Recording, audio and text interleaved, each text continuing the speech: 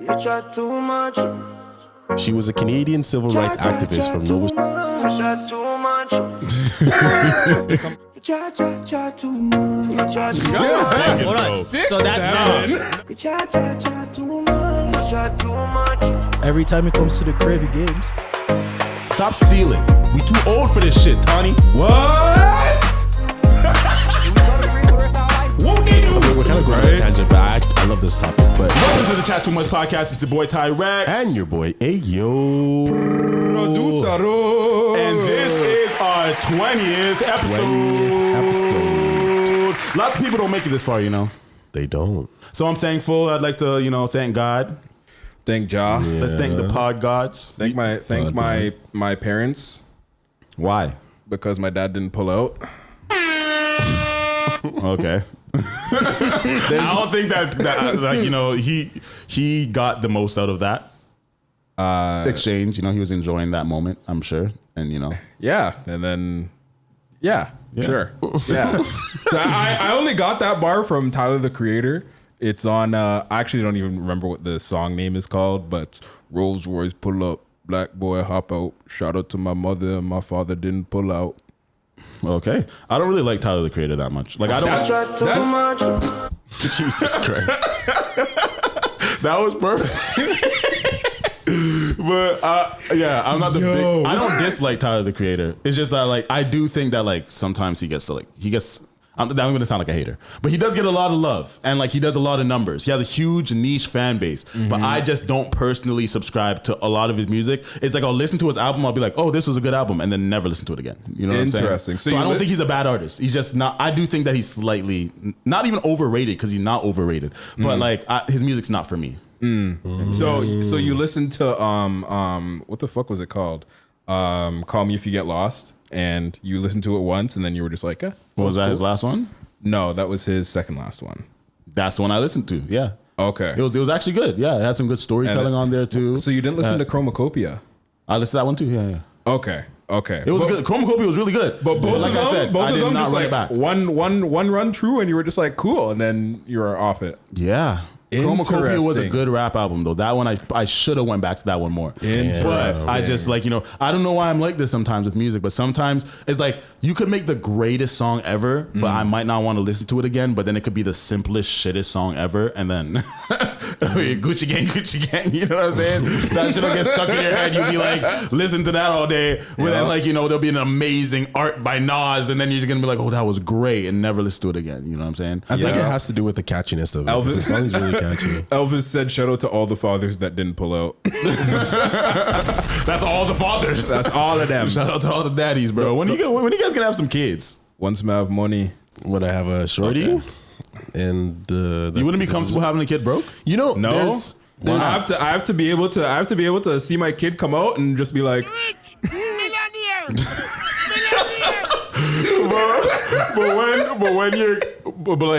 would you rather not have kids than to have kids broke? yeah, I think so. Y'all are wild, bro. So here's the thing for me. Everything I do is I strive to not be broke. So that's to make sure. Are you gonna that answer I my can- question, bro? That I am. I'm striving to make sure I'm not broke, so that I can have youths. Bro, if you don't become rich one day, are you still bro, would you rather I just asked you a direct question and you didn't answer it. Would you rather not have kids at all if you're I would never not want to have kids. okay, so you would have kids broke. I wouldn't have kids. Why broke. are you trying to I wouldn't have kids broke. That's why I don't have kids, because I'm broke. So you were comfortable dying without kids if you are broke. I'm not gonna die broke. Why can't you just answer? You get what I'm saying? I think he's answered. he's being stubborn. I think he's answered. I understand what you're that's trying to say. There's two. I'm giving you an ultimatum between two things, and you're not choosing either of them. So you're not answering. This is a hypothetical question. We don't have to be it's just why can't you just make it easy and participate in the question by answering the question? Why can't I just say that I'm gonna be rich and have kids? Okay. What's wrong with that? So when we play Would You Rather, we're just gonna not even answer the two questions in the Would You Rather. We're just gonna choose some other shit because that's the way Would You Rather goes, right? I mean, not always. Okay, let's move on. So how's everybody's week? We're not supposed to be doing that today. Oh, I mean, just boring. Mine was boring. Was yours Trash. boring? So saying you're just saying you're not gonna get a braid up, eh? I should get Simeon to do your braid up for you. I need a consistent braider. I don't have a consistent braider. Yeah, my homeboy Simeon, he's a sick braider, but he's not consistent. If he was consistent, he'd be the only person doing my hair. But the man, you know, Rich just wants to be between a man's legs. Jesus Christ. Bro, fam, chat. You see how Rex always is the one to say pause behind everything? We're slowly starting to understand it now. We're slowly starting to understand it now. Everybody who says pause is secretly gay. What do you mean? Hold on. No, take that in for a second, though. I'm talking about my homie braiding my hair, and the man said, yeah, because you want to be between his legs. What? Yeah, I'm calling you gay. Why are you acting like it's such... Why are you acting like I'm gay for calling you gay? For getting my hair braided? Bro, I'm making a joke. Yeah, I know. I'm deciphering the joke. No, you're trying to call me gay because I'm calling you gay. That's gay. I'm making a joke out of your joke. You're just gay. Because I get my hair braided. So no, you're not gay for getting your hair braided by. Hey, Okay. I don't know a lot of guys outside the jail that's getting their hair braided by other guys. But It's a Furthermore- female-dominated field. That's why. furthermore, are we playing Would You Rather or are we talking about our weeks? We're playing Would You Rather. But Rooks has something he wants to talk about. Rooks, there's something that's on your heart? I got new underwear. Yay. Shout out to that. Yeah, I ordered my underwear from 2 Under. 2 Under is a Canadian brand. Okay. Which is super sick. Okay. So You know these people? No. So Joel put me on. He was like, yeah, 2 Under is the only underwear that I wear. And I'm like, why? And he was like, fam, it has like a support thing. And I'm like, a support thing? I'm like, yo, low key, I've been hoping that someone makes that, you know? So tutus, I went on to 2 Under, fam. And they have an invention called the Joey pouch. So yeah, it's actual sack support. So like you put your junk in the pouch, fam. It's fam. Why are we giving free promo commercial to this company? Because they're Canadian. So? What do you mean so? Are they going to be like, oh, this podcast is Canadian, let's support them? No, I just want other mans to have sack support. You know how it is. No Actually, man's paying sometimes- $70 for underwear. But sometimes... Well, I mean, if that's true, then they wouldn't have a company. So Okay. Sometimes if you like and promote a product enough, they become your sponsor. Yeah, keep promoting them. Yeah, fam. If we could get free, if all the man them got free underwear, holy. But I feel like the person who's actually most likely to give us free underwear once we get clouded up would probably be Manscaped. But why them over 2 Under? They're both Canadian. Because Manscaped is more sponsor friendly. You know what? Like Yeah, everybody because has a Manscaped sponsor. That's fair. or some Yeah, shit. my one homeboy actually did a sponsorship. so you know what? Mans are spitting facts. Mans are spitting facts. I like that. What? Okay. Yeah, I'm also looking for some underwear because I need the ones that are like long as fuck. Mine are literally to here, bro. Yeah, is that 2 Under too? They have like different length options. Oh, okay. Yeah, okay. so they have like the Batiman height.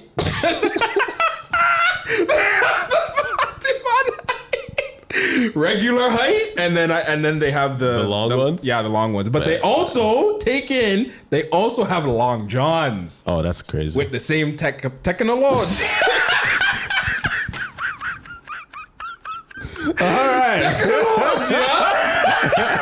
Let's move on to would you? I don't even get the joke.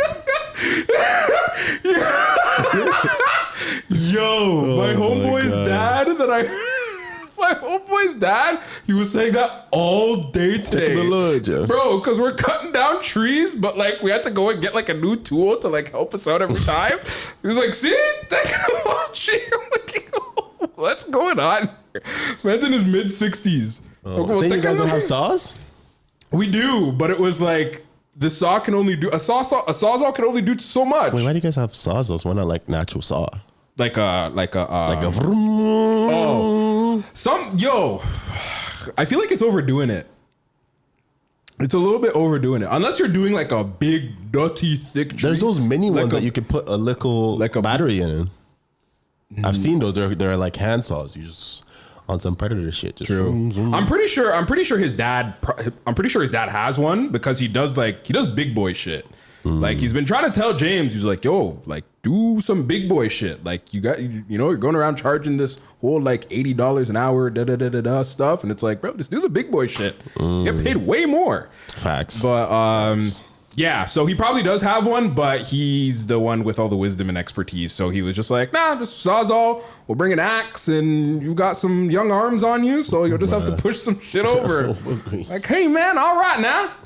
They ain't doing it, you know what I'm saying? Oh, shit. So what's the first question? You guys ready for what would you rather? You guys done talking about that boring ass fucking work shit? Boring to you. Yeah. Gotta clarify, remember? Yeah. Boring to me. Yeah, boring to you.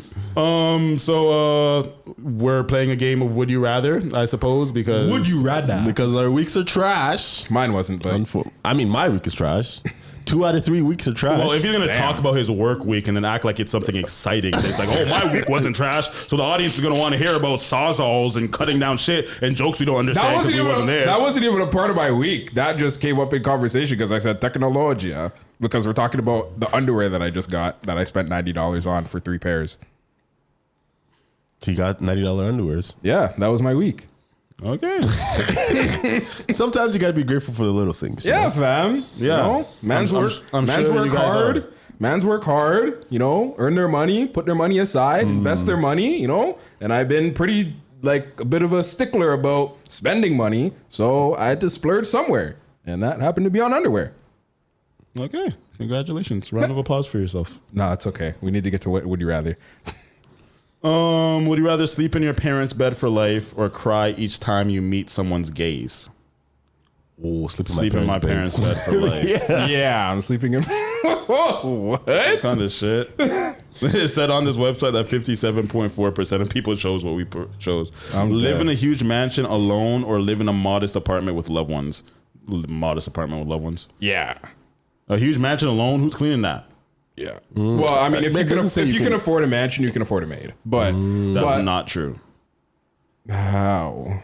Just because you could afford a mansion doesn't mean you could afford a maid. A living maid, maybe a cleaning service, but a maid. You know, it depends because I think the idea of what a mansion is very obscure. Yeah, to be honest. Yeah, you could be a working person with living check to check and live in a mansion. It doesn't mean you could afford a maid. But I think they're called, there's another name for them. I think they're like mini mansions or like sub mansions or some shit like that. The type of shit that you would see in like Ancaster and stuff. Yeah. Not like I don't assume big ones. Yeah, I don't assume that everybody has a maid like that has a mansion. But the big mansions, like the big ones? Some of them, I have heard that people literally, when you buy a certain type of mansion, like it literally comes with a maid. Oh, damn. Yeah. Jesus Christ. I ain't never heard nothing like that. Yeah. But cleaning service, yeah. I mean, to be fair, a good portion of, I wouldn't say a good portion, but some of the people that were doing IDI they had maids. Cleaning service. Yeah, Yeah, most people that have to pay for like Lawn outdoor care? Yeah, outdoor typically have stuff, that money. they'll usually be having someone inside crazy. cleaning up too. What's the next one? Would you rather eat a live insect every day or drink a glass of pond water every day? Insect. Pond water. Protein. Elvis said, "Nigga got bread, $90 for 3. Come on now, come on, bruv." Pond Honestly, water. I might have to do I live can't eat a insect. bug. I just can't eat a bug. It's easier. Do to I drink get water. to pick which live insect or would it be What would you randoms? pick? What insect would you eat? An ant.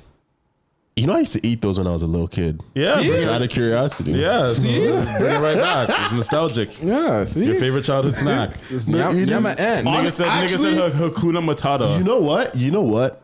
The little ants are actually that bad. Because you don't even feel it. You just pick a little one up and instead of drinking Every pond single water, day. Rashawn Wagwan Rashi instead Swaggle of 23. drinking pond water, you can't I'm eat a boiling little the pond ant? water and I'm making tea. Brittany Gordon, sir, it's nighttime with the shades. I'm here for his laugh. Appreciate you, Brittany Gordon. Oh, Brittany's popping in here. Brittany. Gang. Where Say hi is to that? me if I see you On at Kick. school. Kick, eh? Robert was watching us on Kick last weekend. Oh. It says, always owe someone a small amount of money or always be owed a small amount of money by someone. Wait. Would you rather always owe someone a small amount of money or someone always owe you a small amount of money? Why wouldn't you want someone to owe you a small amount of money all the time? Yeah. Yeah. Because I was thinking about If it's a small amount, then it's not really bothering me. I was more so thinking about if it's just the same person, then that doesn't mean you're rich. It just means you gave the wrong nigga money. As long as it's a small amount. The small amount is what matters to me. It'd be like a little $20. Yeah. What kind of stupid ass question is this? Have an open relationship or a monogamous relationship? Obviously an open one. Jokes. Facts, bro. Big facts. You wouldn't What do be in an mean? open relationship. Honestly, if it came with threesomes and ting Both dead, ways? You wouldn't let your girl fuck other niggas. You wouldn't be in an open relationship. it depends. If I'm getting bitches, You would actually let You're your not girl even get getting fucked? bitches now. it. You think it's easier to get bitches when you're in a relationship? yeah, bitches like niggas In with relationships. relationships. Okay. You should try it. You should see. You know, there's actually a I have science more behind relationship it and experience shit. than everybody here. Yeah. A lot by a lot. Scientists have actually studied it, and there's a reason for it. But I don't want to get into it. Niggas, you can see the Instagram video or some shit. You didn't see no reputable scientists, no Neil deGrasse Tyson, Hey. nothing. This nigga seen a nigga. You know how people be saying that? Oh, I have a doctorate. I have a doctorate. I'm a doctor. Niggas just like got awarded by some college for some shit. They said, let's do two more. Okay.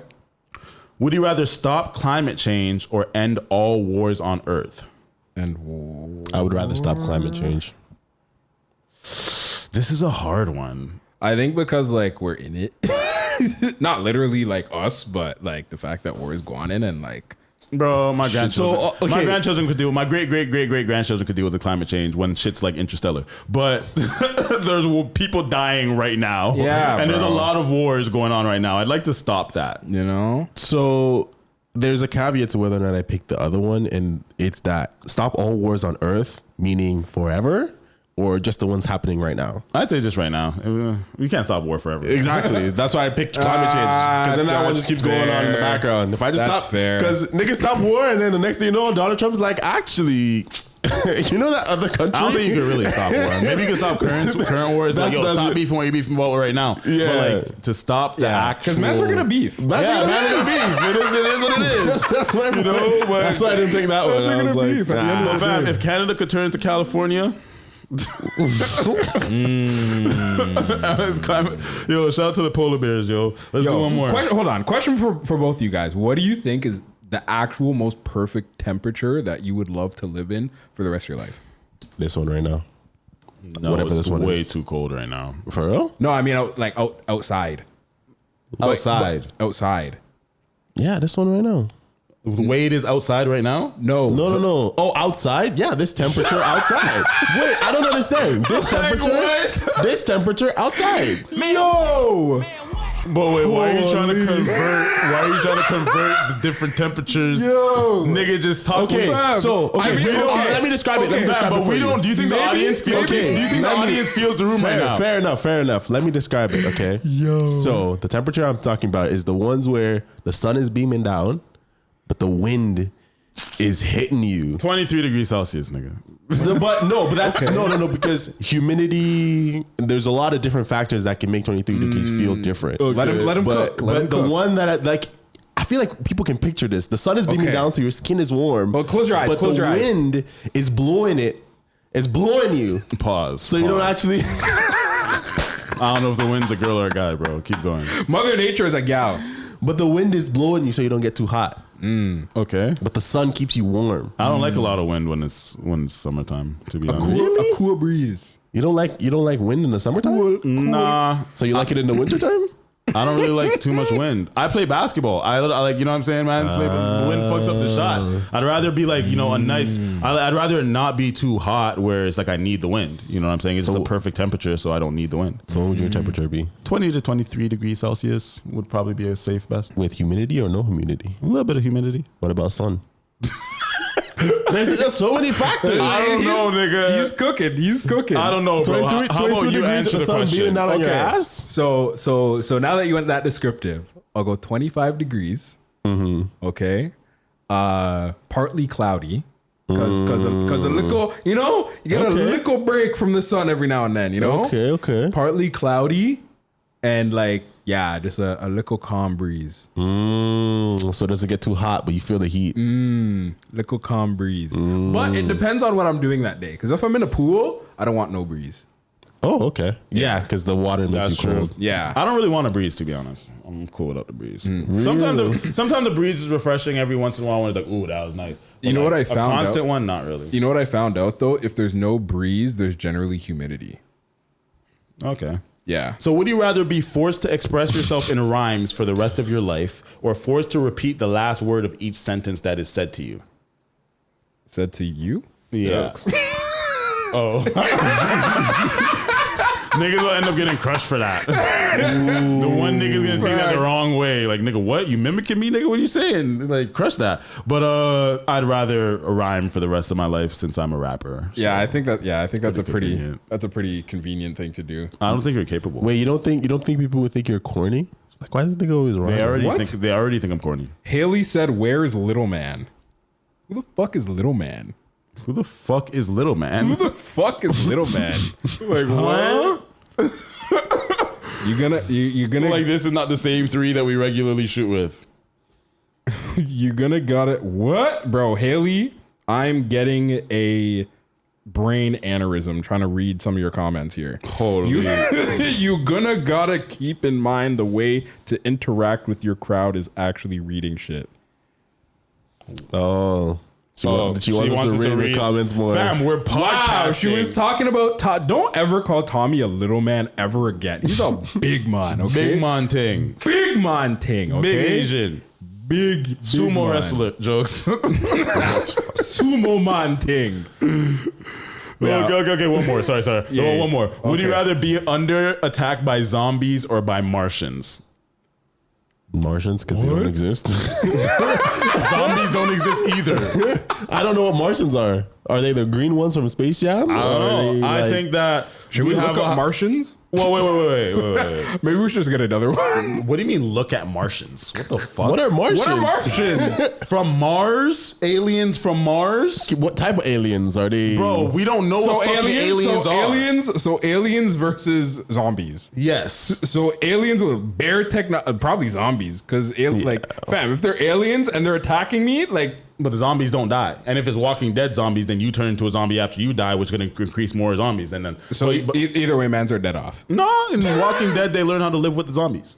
That's why I said the zombies. Oh, I didn't know you chose the zombies. Yeah, because like I said, right? Like, yeah, if you're getting attacked by Martians, that means they have some next level technology that you don't understand. Facts. So you're probably just gonna get. But they could die though. How? What Zombies bro, can die. We got nukes. Zombies can die. You know how to get a nuke? We're not gonna be fighting that fight. What do you mean we? It's would you rather? Not would. Let me read this.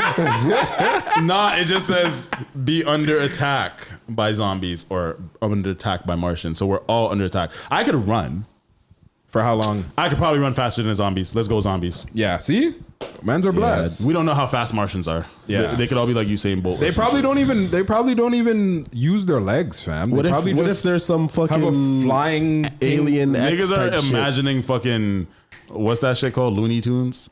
That's what I know the Martians as. The Looney Martian Tunes, nigga the from green Looney shit. Tunes. Yeah. Okay, can we get into Wagwan right now? So before we get into Wagwan Read some right of the now, comments. we would like to make sure that our audience knows that you can catch us on our live stream every Bumbaclot Friday. Well, it's not always Fridays because, sometimes man get busy. But you can catch our live streams on Facebook, on YouTube, on Twitch, on Kick, on Rumble, and obviously just want to make sure I give a shout out to everybody that's watching us right now on Facebook, on YouTube, and on Kick. You can also listen to this full audio every single Monday on Spotify, on Amazon Music, on Apple Podcast, and on Audible. And also make sure that you like, comment, subscribe, and share our shit on Snapchat, on TikTok, on Instagram, on Facebook, and on YouTube.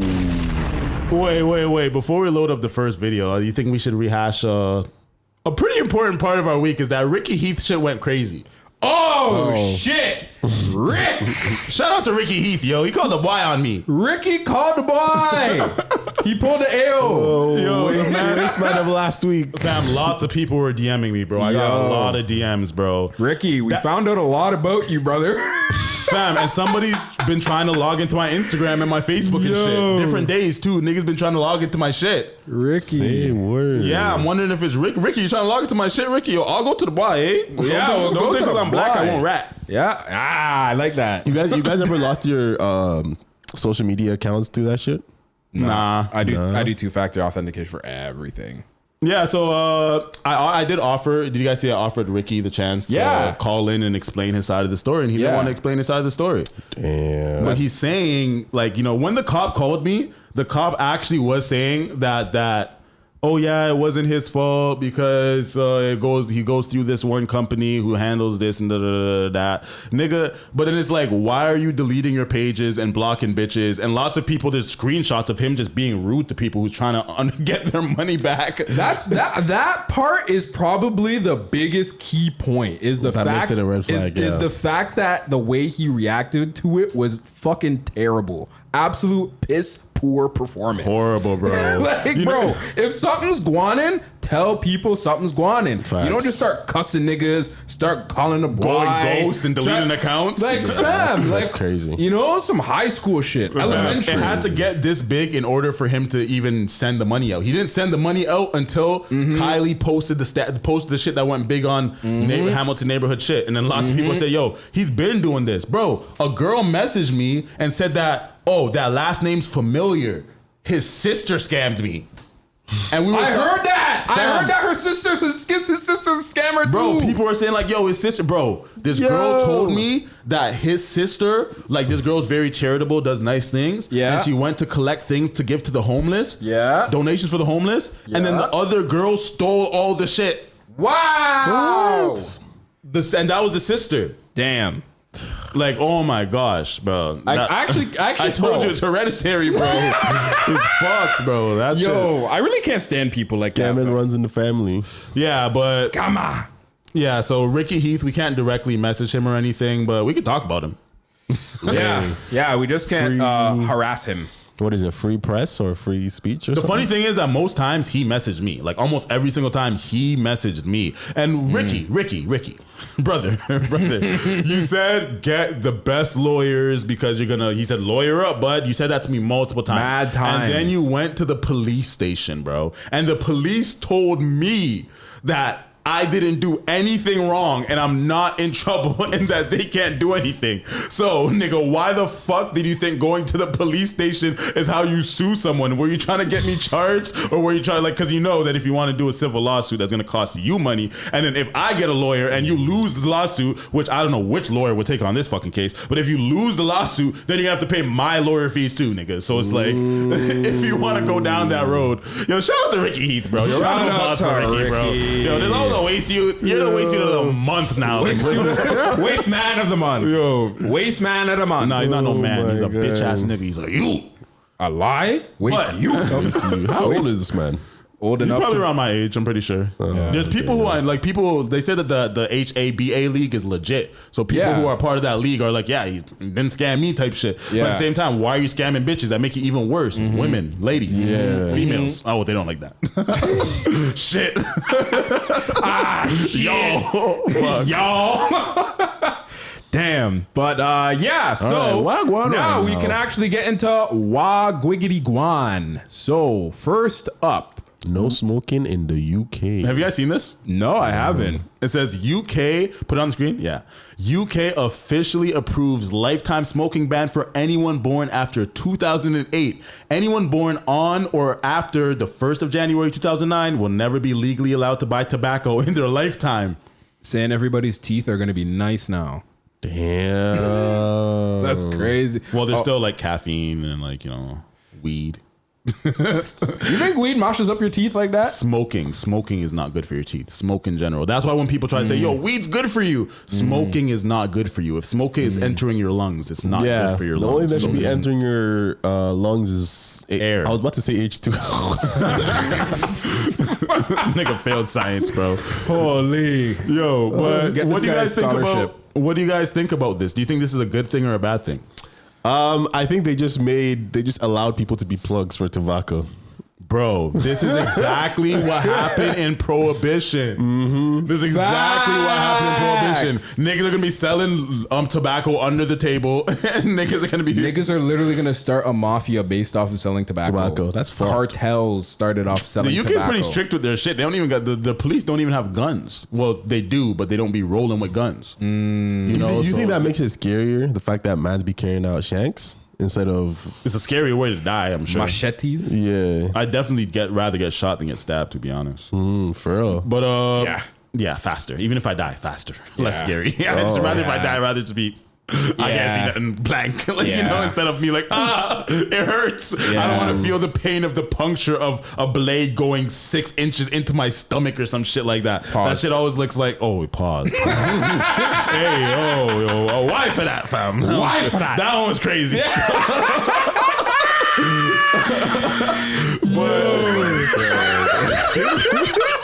Yo, I'm thinking about what I just said. Like, shit, I gotta go home and pray. So a lifetime smoking. So take it. So somebody could be born in 2007, and they could be smoking a bogey next to somebody born in 2009 or 2008. I'm like, yo, you can't touch this. Still, you can't even buy this. That makes no fucking sense. So, I am actually just taking it. So they can't buy it, but it doesn't mean that they can't smoke it. I mean, it does say lifetime smoking ban. Yeah. But then it says so. It's kind of like whoever made this has to fix up the wording because wait, can't you like legally not buy some drugs? But So you if can't buy get grubber. caught using No it, grubber in the UK. No hot grubber. That's tobacco. yeah, is weed even legal in the UK?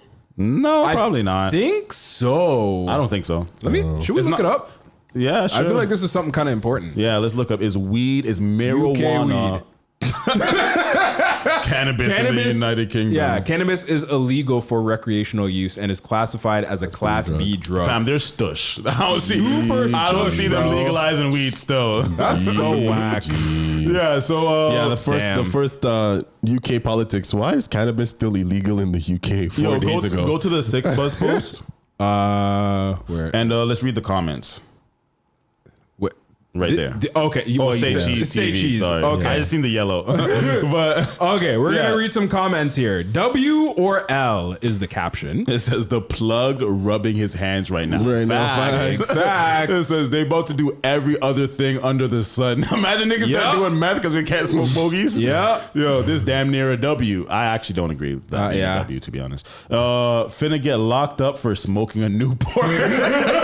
America would never cut us the people because the people in charge is who be It's the selling it. That's That's what I was about to say. Yeah. Most of the youth don't smoke cigs anyways. They mainly vaping. That's a fact. Fact. Big That's a fact.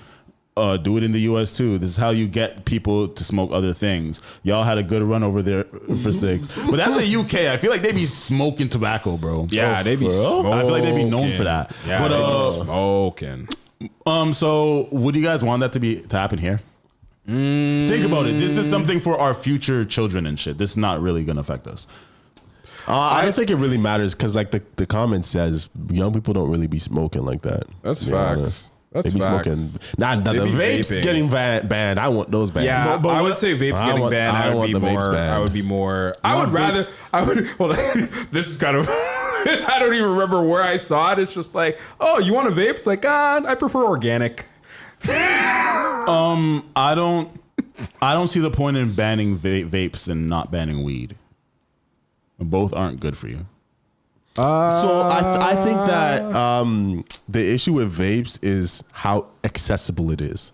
So Weed is mad accessible. no. Like kids are like taking breaks and to just go in class. Fam, my first day of grade 9, someone sparked a spliff English class. That's the easy. That's crazy. Yeah, Yo, my school was wild. Still, Yeah, shout out to Sir Winston yeah, Churchill, bro. We had a good time. I can't get a round of applause for my school, like, because we're a public school, eh? Niggas, you know, shit went down, fam. There was the first week of grade 9, bear fights, crazy. Yeah. But Same. yeah. So I don't think that's normal behavior though. what? Someone smoking a spliff Yeah, in the middle of class. in class. Yeah, I don't that's know. So I'm that's- just using an example about how weed is easily accessible even for people at a young age. But my point is, it's a lot less accessible than vaping. Like vaping is so easy. Like you just in here. Fam, it's illegal. It's the same amount of accessibility because there's so much vapes on the street. There's so much weed on the street. If you want to get weed, you can get weed. If you want to get vapes, you can get vape. Okay, I guess I would preface it not necessarily by accessibility, but ease of use is kind of what I'm trying to get at. It's easier to use, but I'm just saying that doesn't mean. I just feel like you can't tell me. I don't understand why we would ban one and not the other. If the purpose of it is that it's bad for us or is that it's bad for the youth, why not ban both? Why not ban cigarettes at the same time too? Like I'm just saying, if we're gonna set the precedent of things, I don't think that we should set a precedent where it's gonna be like, why don't we do this for all things? So I wouldn't want to take away anything that we have now, unless we're all okay being like, yo, we're down to just like force everybody to try and live a healthier life by making these things illegal. When we all know that history doesn't show that as being consistent. History shows that once you take something away, they're going to find illegal ways to get it. Yeah. You know what I'm saying? So I just feel like this is creating something that's going to be like bad for the youth because they're going to be going to jail and shit like that or getting in trouble, getting misdemeanors or charges for. I mean, but as I think about it though, I think vapes are easy to ban because it's a mechanical device. It's a technological device. Therefore, you need to have an established company to be able to like mass produce them. But with weed and other shit, you could just be cooking up at home and shit. You know, you grow it in your house. But with a vape, you can't manufacture a vape in your house. I mean, you could, but you can't mass sell it. Well, weed was illegal for years. We still had it. But I'm talking about the ability to mass produce it. But you can smuggle that shit in. You know how easy it would be to smuggle the vape in across lines? Other places, yeah, that's a good point. That would increase the prices of it too, though. A bit of an off-topic comment here from Daniel208 on our YouTube chat. Since Shorty last episode said her man is definitely watching the pod, I'm curious on the current state of the relationship after that 70-30 split after marriage fuckery. We're going to have to talk about it when we get her on next time. Yeah, well, he then asked, what are y'all thoughts on that, by the way? The 70-30 split, I think she's bugging. When it comes to the after marriage, shit gets harder for me. That doesn't make no fucking sense. Like, I don't think things should be just predetermined like that. It should be like, yo, before we know any of our situations, this is the terms. Like, nah, we're gonna take in your situation, take in my situation, and what is best for the outcome for the family. So if we make the same exact amount of money, what sense does it make that I'm paying 70 and you're paying 30? Like, literally, who does that benefit? I have this But it doesn't benefit anybody else but you. I have this outlook on things like that where it's like there shouldn't be a percentage split unless it's something, I don't know, unless it's like some type of drastic difference in your incomes. But for me, it's like, yo, both of y'all should just be putting in 100. By like putting your money into one pot and then just taking it out. Bro. Just both of y'all put in 100. You just gotta hope. Basically, to further expand on it, it's more like you guys come to an agreement of, okay, yeah, I make this much, you make this much. This is how much we're going to be putting into the pot all the time. And then it's just like, that's what it is all the time. That's 100%. But I do think that it's relative. If I make 90, if I make like a lot of money and that person doesn't make a lot of money, right. and like I do think it's important to kind of differentiate. Like, not this is mine, this is yours. But if we are paying the bills, I think the person who has more money should pay more of the bills in terms of if it's a drastic difference. If I'm making $100,000 a year and she's making $30,000 a year, fuck it, I'll pay the rent. Like, you know what I'm saying? Right. So it's like, I think things should be relative like that. I also do feel like everyone should have their own money just in case of anything. Yeah. And then to also add on to that, it's also a matter of not just what you make, but also what you spend. So you guys do also have to make sure that you come into an agreement of like, yeah, like this is our budget for the month. This is how much is going to bills. This is how much is going into saving, investing, and tuition for the kids, blah, blah, blah, blah, whatever. Because it's like, yeah, you might have like, oh yeah, I'll pay all the bills. That's fine because I make a lot of money. But then it's like your wife's making 30 and spending 40. Like, yeah, that's important. Tracking spending is important. But furthermore, thanks for the question. If anybody else has any more questions you guys want to ask live, we'll be happy to answer them. You know what I'm saying? I like the engagement. This is the perk of being on our live stream every single Friday is you can ask us shit like that and you'll get a live reaction. Response. Okay, so that's basically, you guys have any comments about the UK smoking thing? I wouldn't want that in Canada, and I don't agree with it necessarily. I don't think it's necessarily beneficial. I feel like if people are naturally not smoking cigarettes as much anyways, just let it happen. You know what I'm saying? But I'm just trying to think about like what is the downside of it. Because it's not going to work in terms of... Yeah, it's not going to work, but it's worth it. Like, I'm just thinking like, why? Like, it's just worth a shot? No, I just don't like the criminalization of something that's going to create other problems in people's lives because that creates a criminal aspect. You're going to create more criminals, more people who are getting in trouble, or whether it's a fine or something, is making people's lives more inconvenient over something that I don't really feel like should be controlled by the government. You think that might even out the percentages of the races in jail? What? I don't think that because you're gonna get a lot more white people getting charged with smoking tobacco. I don't think they're going to. I don't think they're going to jail for it. Oh, Straight to jail. Niggas are going to jail for weed. Straight to jail. Their niggas are going to jail for right weed. away, bro. But you have taken they're banning something that was previously legal. Weed wasn't legal before, and then it slowly got more acceptable in society. You know what I'm saying? So. You can't compare the two. Yeah, I kind of side with Rex on that, where it's like, bro, like you guys are adding on another thing for people to do illegally, and then not only that, but it's like people are now also going to illegally start selling them. Yeah, exactly. So like you're just literally creating mafias now. Yeah, just send bare wet mans to jail. I feel like some problem. It's like guns in America. In my opinion, it's like guns in America. Like, you know, it's already on the streets, fam. There's bare tobacco on the streets. Yeah, you know what's crazy too about this will be my last point on all of this, but it's crazy that like all of the alcohol laws that we have, and the only reason I know about a little bit of this is because I was watching the interview with Kyle from Nelk Boys and how they have Happy Dad. Explain the alcohol rules. So like he's basically just saying that a lot of the rules about alcohol and selling it is still the same shit from the prohibition. Yeah, probably that makes sense. A lot of rules don't get updated. Yeah. But and that's the funny thing is like a lot of the rules just don't make sense. And he was like, "Wow, this is fucking crazy." He was like, "Good thing that I'm like very heavily invested in like knowing about this and not it just being like a little let me have a little alcohol." I got a question before our next topic. Hey, how much time did you go to the gym this week? I didn't go to the gym this week. Damn. You didn't go? No. I swear one of the days in the group chat, he said he was at the gym where he couldn't do something. And he said I was coming from the that was gym. last week. That was last week? That was last week. Okay. Why didn't you go this week? I don't know. I've been doing good. I need to weigh myself in the washroom. I've been doing good, bro. Hey. My diet's been on. I've been working. I've been on the treadmill for an hour every single day and dropping the weight, been lifting. Like, you know, I feel like the bench is getting easier. Like even my weights that I'm getting on now. Oh shit! Shit feels like it's getting lighter. 225 without a spotter? No, I don't try it without a spotter because I feel like that's dangerous. But the amount of reps that I'm getting off with, like, you know, the 25, the 45 and the 25 on is too little, too late. No, you know, I'm gonna add a 10 on there. You know what I'm saying? No, I like that. Rep it out. The 5 felt easy too. 3 sets of 5, easy. I could have done 10, I think. But strong man. But yeah, do you feel like that's like a bad thing that you're not going to the gym right now? I would definitely say it's a bad thing. I think in terms of... You want to go with me? Huh? You want to go with me? What, to the gym? Would they encourage you to go more? If I'm just like, yo, I'm going to the gym, would you like to come?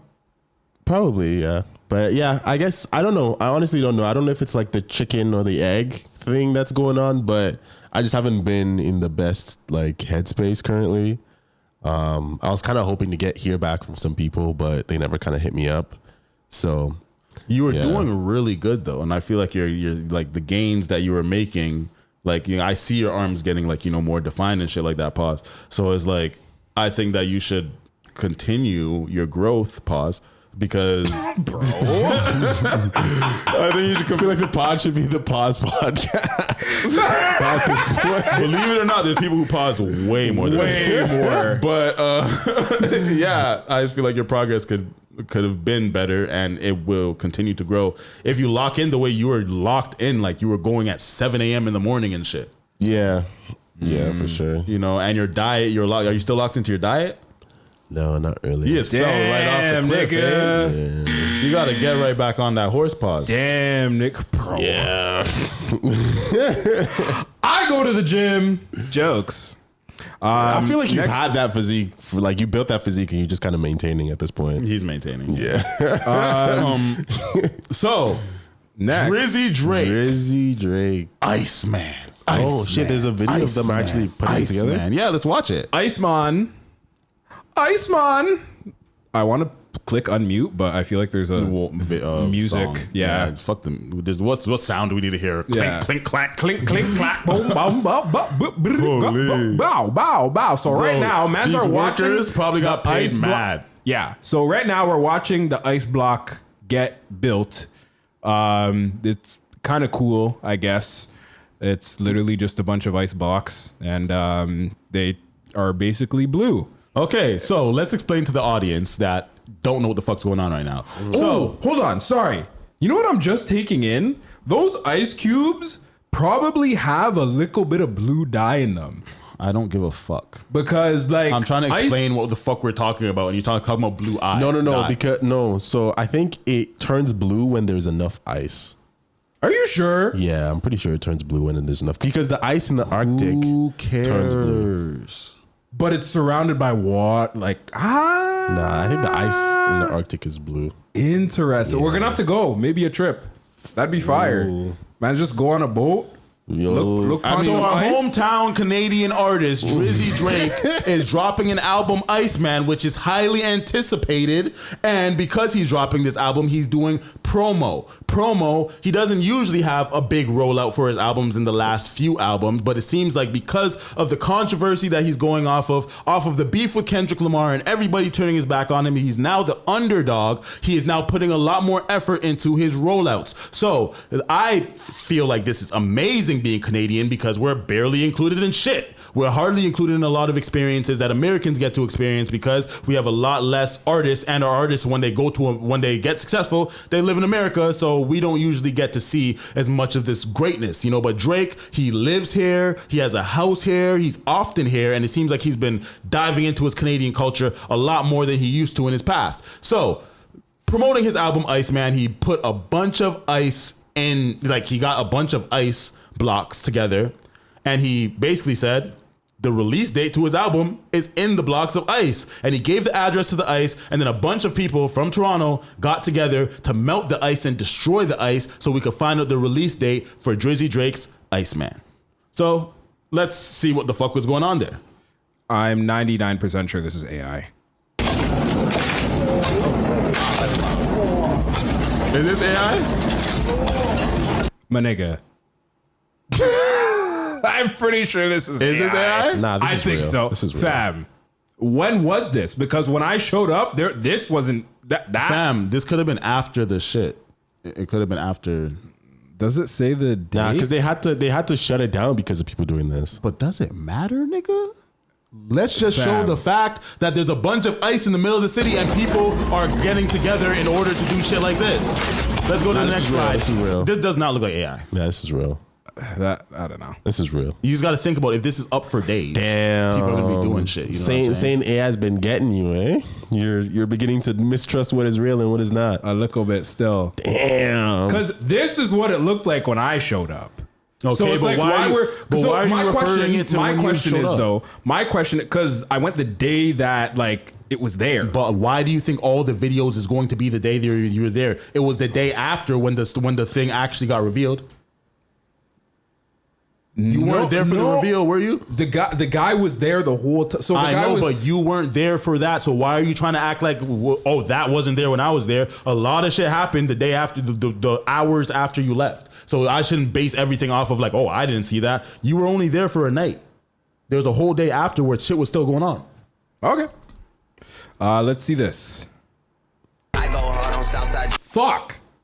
Okay. So this is a Twitch streamer by the name of Kishka, I'm pretty sure. So he retrieved the bag and then he hopped in a Maybach or some shit like that. That wasn't a Maybach, but it was a Benz. It was a very. It was a Benz. He hopped in a Benz and then he drove to Drake's house. Okay, so I got a question about this. Do you guys think this shit was staged? That part, I definitely think that was staged. I think that this nigga was meant to find it. Because why? First of all, why How do you is know it it was that specific block? Yeah, and exactly. why was he very active on it? And why was it so high? Like, why was the date so high? I would have put it at the bottom. Yeah. Yeah. But honestly, there were some scientists that weighed in and shit. I don't know if they took this into account, but the way that ice works is that the more ice there is, the harder it is for it to melt because the internal ice stays cool and then it keeps the outside a little bit cool, so it takes a long time to melt. So I think they put it on the outside because it was going to take a mad time for people to find it. Okay, listen, I got a theory. This is my Iceman theory about why it feels like it was staged. I think technically it was staged with that streamer. I think Drake wanted to give back to a Toronto streamer and just make this an event that's memorable and engaging with the city and his fans in general. But what I do think is that if this is up for a couple days, for a lot of days, that this is going to cause public disturbance. So I feel like the mayor it would probably be inconvenient for the city, for the traffic and everything. And the mayor probably said like, yeah, we could do this, but we can't have it spanning over too long of a time. Probably gave him like 24 hours and he had to work within those bounds in order to make this a thing. Because in our next video, it's showing, you can put it on screen. It says that the Toronto Fire Department is melting the Iceman sculpture. They obviously want it gone. You know what I'm saying? Facts. So I do think that it was staged, but I'm not mad at it being staged because I think that it's an album promo release. Everybody's talking about it. So that means it did its job because it's engaging and it's making people talk about it. People talk about how it's mostly guys there. What I want to know is, Rooks, what was the ratio? Rooks was actually there. You were there. You went there the night that it went up when he said, go to this address. I was thinking about it, but mans have a life. So you went to watch, I'm joking, but you went to go watch ice melt. Chat. Before Rex found out that I went to this artifact that Drake put out, I was cheesed. He was so upset because I wanted to go. In the chat, the man said, hey guys, we should probably drive an hour out to the ice sculpture for content purposes. But then everyone ignored me. Nobody said a single thing. And then I see this nigga post a fucking picture in front of the ice sculpture. Yeah, and then he got mad. He's like, oh wow, niggas really drove an hour to go watch ice melt. Yeah, I did, nigga. I did go. You're just mad that people like the comment. You're just mad that people like the comment. I'm not mad. Okay, you're not mad. But you're only saying that because people like the comment. Because at first I commented, wow, you couldn't even link man's the podcast. I'm quitting the podcast. And then I commented that after. I'm dead. But yeah, because was I at work when I think I was at work like when people started commenting on this shit. Because I posted Rooks don't invite me to shit. They went to car shows. That's actually crazy me. though. The fact that he said that, because I totally missed it. But the fact that he said that and then you went and didn't see anything else. He did not even tell me that he was going. What's your excuse, Rooks? I was a passenger princess. Princess. Passenger prince. But yeah, no, I was literally sitting at my crib. And then my boy was like, yo, you want to go to the ice thing in Toronto? And I was just like, right now? And he was like, yeah, fuck it. And I was just like, sure. Where was your phone? How do you think I texted him? So you couldn't be like, so you couldn't respond to my text message and say that you are going? Let me see the timeline. No, you don't have to go back. Like, you don't have to do all that. I do want to go. No. I hate when you delay the podcast doing this shit. Let's talk about the topic, bro. Fuck that. You don't have to do that. I don't give a fuck. Well, I mean, it is still on topic. Oh, no, we don't care. It's not that important. You don't care. You think the audience cares about the fucking time that you send a fucking text message? Yeah. Nobody cares, bro. We'll stay on the fucking topic. It is on the topic, though. No. Because it's about the Iceman. Okay, go. We didn't even play this video yet, Bro. but yeah. So the same. They're melting down the ting, fam. They're melting water with water. Melting the waters. All I can think about is the kids in Africa, bro. That is so interesting. Like, why? Ice is blue? That's just the saying. When you waste water, you got to think about the kids in Africa. I feel like, don't Africans get mad about that? At some point, it's just hilarious. But I'm just saying, like, don't real Africans be like, yo, why they act like we all like fucking don't got like we're all dying and shit? Like, Some people get mad, but other people are just like, it's fucking hilarious. I think it's hilarious. okay. Did we used to get mad when mans used to think we lived in igloos? Oh yeah. Yeah, I think that's fucking hilarious. Exactly. I think that shit's so funny, bro. Exactly. Nah, when I talk to Americans on like gaming shit, and then they like be asking, I'll be tricking them, you know. I'll be like this. I'll be like, yo, yeah. So yeah, hold on, I have to go get some maple syrup. I just gotta scrape it off the tree quick. Yo, it's like, bro, turn up the heat. The igloo's mad cold, bro. Oh, I'm dead. I think it's Yvonne of the Yukon and shit. Y'all ever watch that shit? No. You're too young for Yvonne of the Yukon. I remember the show, but I don't think I ever actually watched it. Yeah. But yeah, it's funny because like even when I went down to Kentucky, like in high school for football, and one of the mans were like, because they have accents there, like, so like, is it cold in Canada? Bro, the temperature's the exact same. But before we leave the Iceman Drake topic, are you guys excited for Drake's album? I'm always hyped for a Drake album. Actually, yeah. I'm not gonna lie. super excited. I'm more excited for this album than I've ever been for a Drake album. I'm not gonna lie to you. Because coming off like the underdog thing, I just know that like if I was in his position, I just know he's going to drop a classic album, bro. He has to. He doesn't have room for error, to be honest. So it's like it has very high expectations, which makes it even harder to live up to, in my opinion. But Drake never does rollouts. Drake never does rollouts. He usually just drops the album like that's very he'll either true. give like a week or a day, just a date, just Instagram type shit. You know what I'm saying? Twitter, Very Instagram. true. So now that he's giving an actual rollout, he wants it to be successful. He's beefing with the label. So I feel like how is that going to impact that? The things he's going to address on the album. There's still lots of people saying Drake dropped 40 songs and none of them stuck. Cap. Nokia stuck. Somebody Loves Me stuck. That whole album was fucking amazing, and he dropped a lot of out things. Like, bro, hip hop is not sticking. That doesn't make the song not good. So let's not judge the song's success, because when it comes to Kendrick, nobody wants to judge the success of his feature when he does a. When's the last time y'all niggas listened to GNX? Yeah, that's what I thought. It's probably still in rotation, but I don't personally listen to it. You know what I'm saying? But That's from a Kendrick fan. I love Kendrick, but GNX. So that's just blah, blah, blah. I love Kendrick, but I don't like how people try to act like GNX is such an amazing album when compared to all of Kendrick's albums, it's probably near the bottom. You know what I'm saying? In terms of actual Kendrick projects, like Kendrick's, my favorite album of all time is Good Kid, Mad City. You know what I'm saying? Yeah. Kendrick makes amazing albums, and when it comes to concepts, GNX does not have an interesting concept to me, and the songs, a lot of the features weren't that interesting. All that shit, that whole West Coast bop shit was not it for me. Maybe I need to be on the West Coast to be acclimated to that. But furthermore, I'm excited and feeling very patriotic as a Canadian to support Iceman. Drizzy Drake. Iceman. I think from my perspective, like, because I've never been typed in when Drake was dropping any of the other albums, but I think the fact that I'm like so aware of this one, just goes to show how like anticipated it is. Bro, Like, even Kanye's I'm album, anticipating it. Kanye's album came and went. You guys really listen to it? Bully? Nah, I don't be listening to shit. See, you know the what I thing mean? is like he dropped a long ass video on YouTube of like his of like a leaked version of the album, and like the reason why I would listen to it is because like, fam, when you want to smoke and you just want to play something, like that's what I was doing. I'm very intentional. It's a cool like video, like it's Saint like fighting off a bunch of wrestlers in a wrestling ring, like it's pretty cool, right? And then like the music with it, I'm like, yeah, I like this. So like after I already like went through that experience, I'm like, I do this shit again. Like that's kind of how I felt about the album. So listening to it, I was like, yeah, this was good. But like I haven't gone back and been like, yo. If this was a music podcast, I would fucking love it. I'm not gonna lie, but I don't feel like we could do that. But these takes get me very excited because for the Kanye album, I ain't like it. I'm dead. I did not like the album. I think that it wasn't a bad album, but is it something that I would have in rotation? No.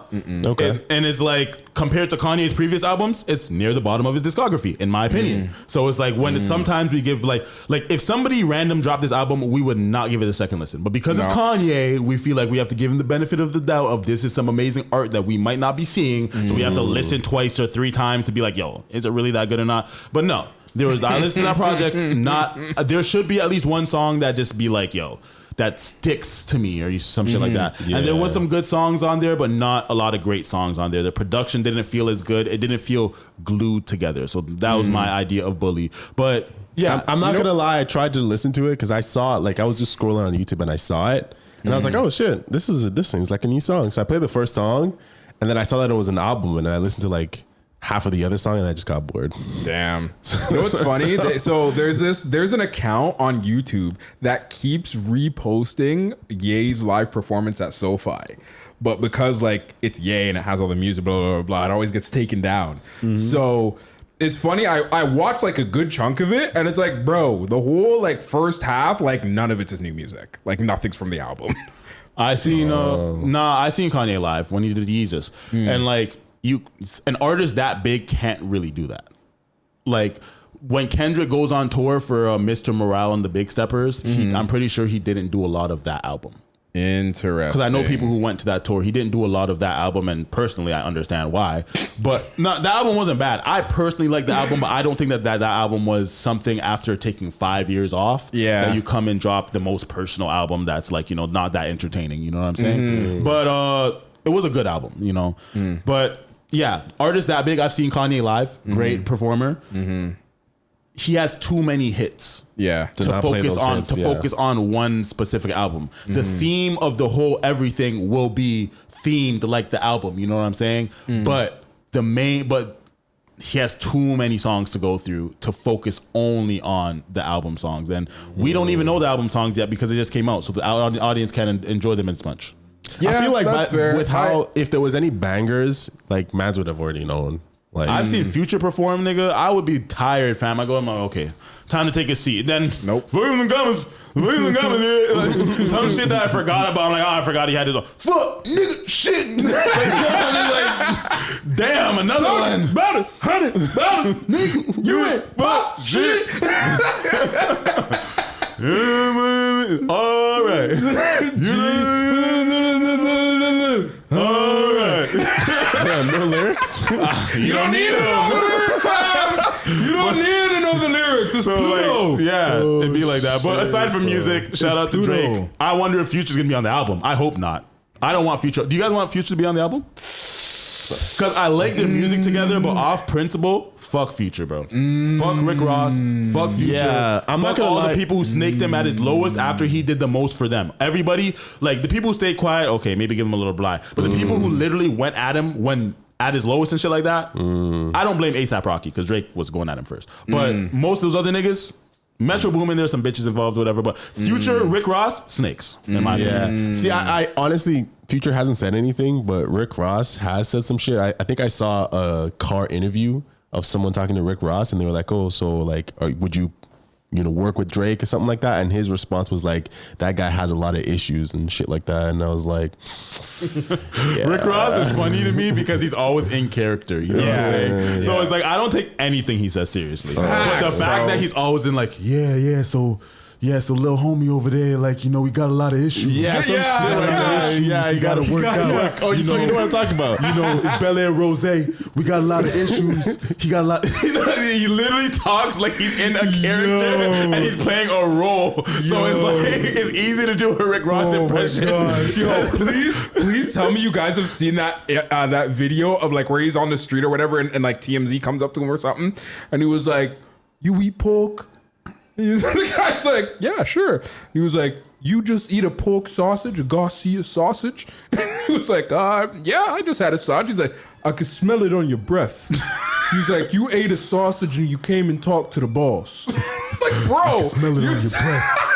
You ate a sausage and you came and talked to the boss. That must be so fucking demoralizing. Because you're like, oh, okay, like, because a lot of times I can imagine how like anxious it is to like try to get 5 minutes or whatever it is with a guy. And not if you're a TMZ fucking reporter. You guys harass celebrities daily. Y'all are actually pieces of shit. No cap. Y'all see Britney Spears going through it. Maybe like let her have a day. Like, nah, let me chase her. Like, y'all are pieces of shit, bro. Just money hungry piece of shit. Chasing Justin Bieber. Leave me alone. Like, TMZ is trash, bro. I don't give no blight to them. So, niggas, moving on. So more Canadian shit. Canadian shit. Are you guys familiar with the streamer Neon? Of course. So Neon came to Canada. Hey. And he had his, that's he had his crazy. Canadian experience. He was going on streaming tours. This is kind of off topic, but have you seen the clip of, because Young Thug did a stream with Neon. I don't know if you saw that, but there's a clip of them in the studio and Neon tells Thug that he's Muslim. And Thug's like, in his fucking southern accent, he's like, hold on, you an Indian and you a Muslim? He's like, nigga, you a fucking renegade. Yo, don't kill me. But yeah, sorry, continuing here. Indian streamer Neon lands in Canada and goes on a rant against the citizens here. His own people? Okay, hold on. Let's hear this. Let's hear this. Wait. Is First this all of the way all, there's this. Oh, he lands in Toronto. I was about to say, like, where did he He land? went to Montreal. Montreal. And he went to one other place, I'm pretty sure. Better not be Brampton. up? Imagine. No, he did not go to Brampton. He did not go to Brampton. You know what's crazy though, brother? You don't He even probably have- went to, like, BC or some shit. You don't have to go to Brampton to see Indians because, bro, even in Calgary, there's places where white people are minorities. It's just Africans and Indians and brown people. And that's it. You don't see no white folks. It's crazy, bro. Yeah, honestly, That's how I grew up, to be At honest. this point, I'm kind of Not convinced, only Indians, but a lot of people, white people were minorities. I'm Yeah, kind of yeah. convinced that Canada's the promised land. Because I've seen a couple interviews where it's like, It's just easier to get into yeah, than niggas be the asking States. and be like, oh, I don't remember exactly what the question is. It's either like, have you heard of Canada? Or like, It's do you know fucking any- horrible here. This is not no fucking promised land. But they'll be like, yeah, you know Canada, Brampton, Brampton. Yo. Every one of them knew Brampton. Okay, guys, when we're discussing a topic, this is going to be horrible for segmenting for you. When I start to get into a topic, then we get into a bunch of side topics within the topic. So when I explain it, when we're getting into a topic, let's do the side topics after we cover the topic. No? I just okay. I mean, just man, cut it just out. chat too much at the end of the day, fam. But yeah, here we go. I remember like Aiden was like getting really mad because there's a lot of Indians here. I've literally only seen Indians here.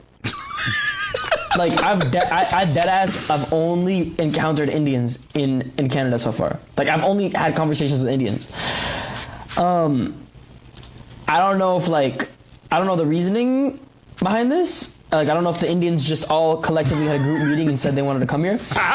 But Telling you, fam, it's the promised land. Yeah, oh shit! Sorry, I just realized what I did. I'm so sorry, chat. fucking Chat, I'm Indians, so sorry. alright? And specifically, I wanna, you know, I hope this Uber driver sees this, man. I know you're probably not gonna see it, but the Uber driver that took me from the airport to my hotel, brother, you're an amazing guy, you're a good guy, but your car smelled like an actual fucking it smelled like a sewer. Like it was terrible. It was fucking terrible. Brother, have some hygiene for your clients. Jesus like at Christ. least put some spray. Like if you smell, you can smell, but put some perfume or something in the fucking car. Like I remember like Aiden was like getting really mad because there's a lot of I don't like that. I don't like that.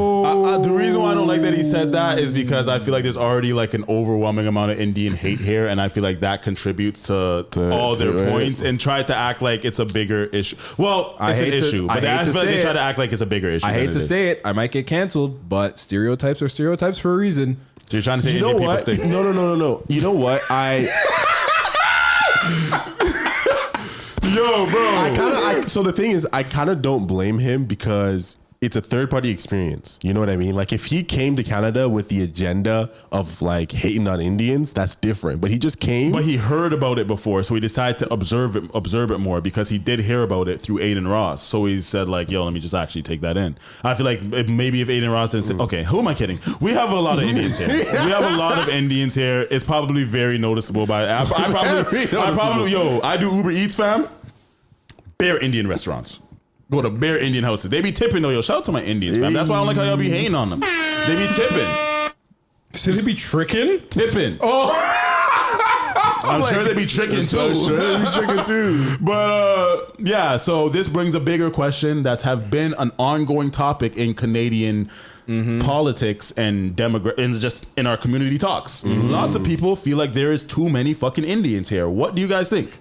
So for me, I think it wouldn't be a problem a problem to the people that think it's a problem. It's not a problem to me. I'm very happy. Just make that be clear.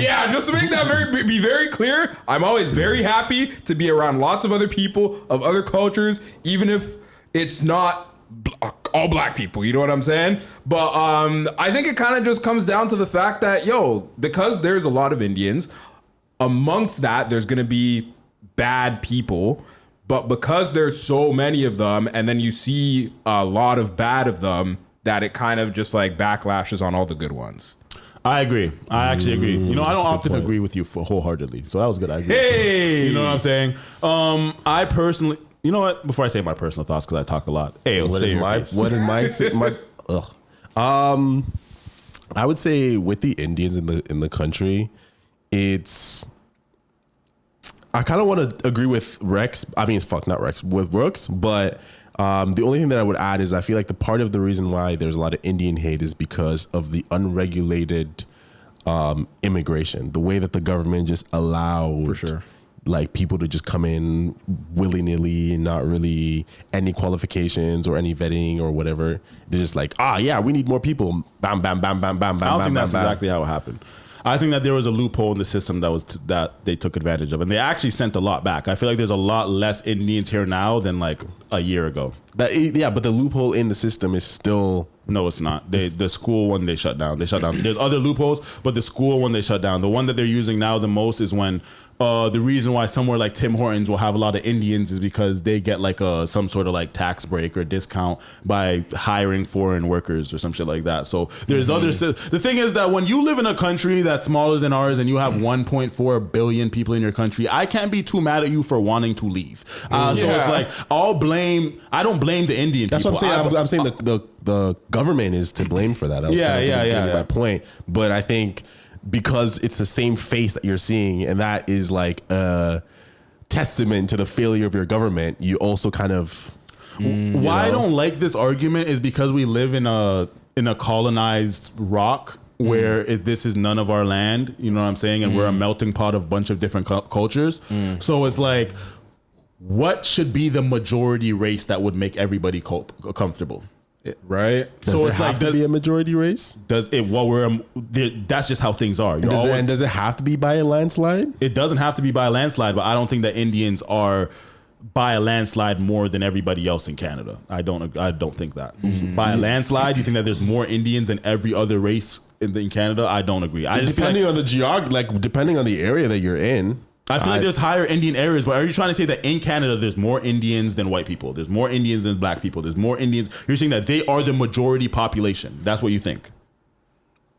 Not in Canada, no, because because in the other side of Canada, it's like the Chinese people.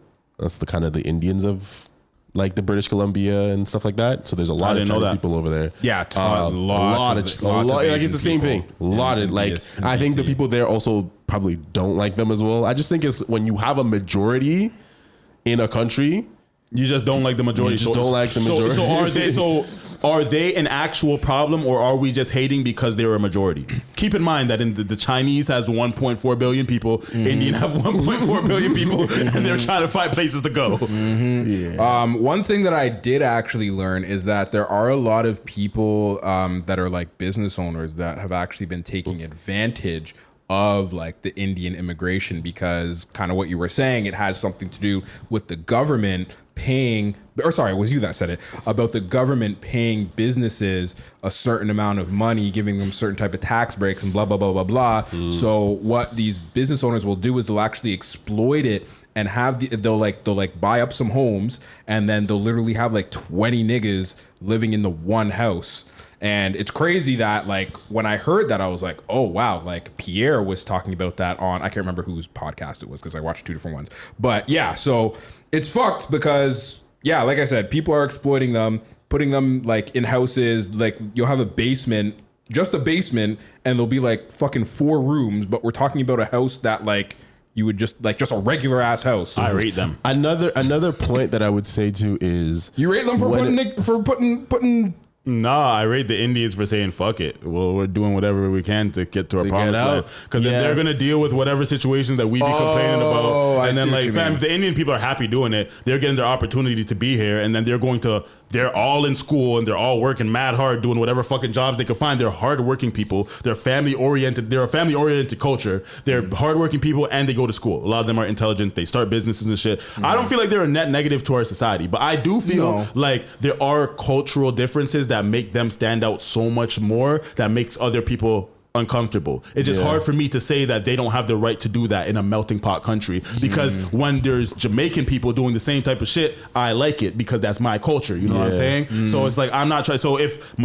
Toronto's mad Caribbean, what if someone said, yo, there's mad Jamaicans here, bro? There's mad yachties here, fam. Yo, send them back. You know what I'm saying? You just have to go to a certain part of Toronto, fam. I think what I would say though is some of the things that I hear people saying is like the whole idea of a melting pot is like, it takes time for shit to melt, right? But when you just throw in the ingredients all at once, you kind of create something that's not really a melting. It's hard for me to ignore that there is a problem because I literally hear it from everyone. Yeah. Having casual conversations with everyone of every single race, the Indians come up and it's a problem. And this is not going to be the first time we talk about this on this podcast because of how prominent, I'm surprised it's the first time we're talking about it because of how prominent of an issue it seems to come up in every conversation with just casually, you know what I'm saying? With just every race of people, every community of people, I heard Indians complaining about Indians. You know what I'm saying? Yeah. So me personally, I actually don't have any personal experiences that with Indians that make me feel like, yo, they're a problem. They got to go. I don't have any, no personal experiences. So I'm wondering,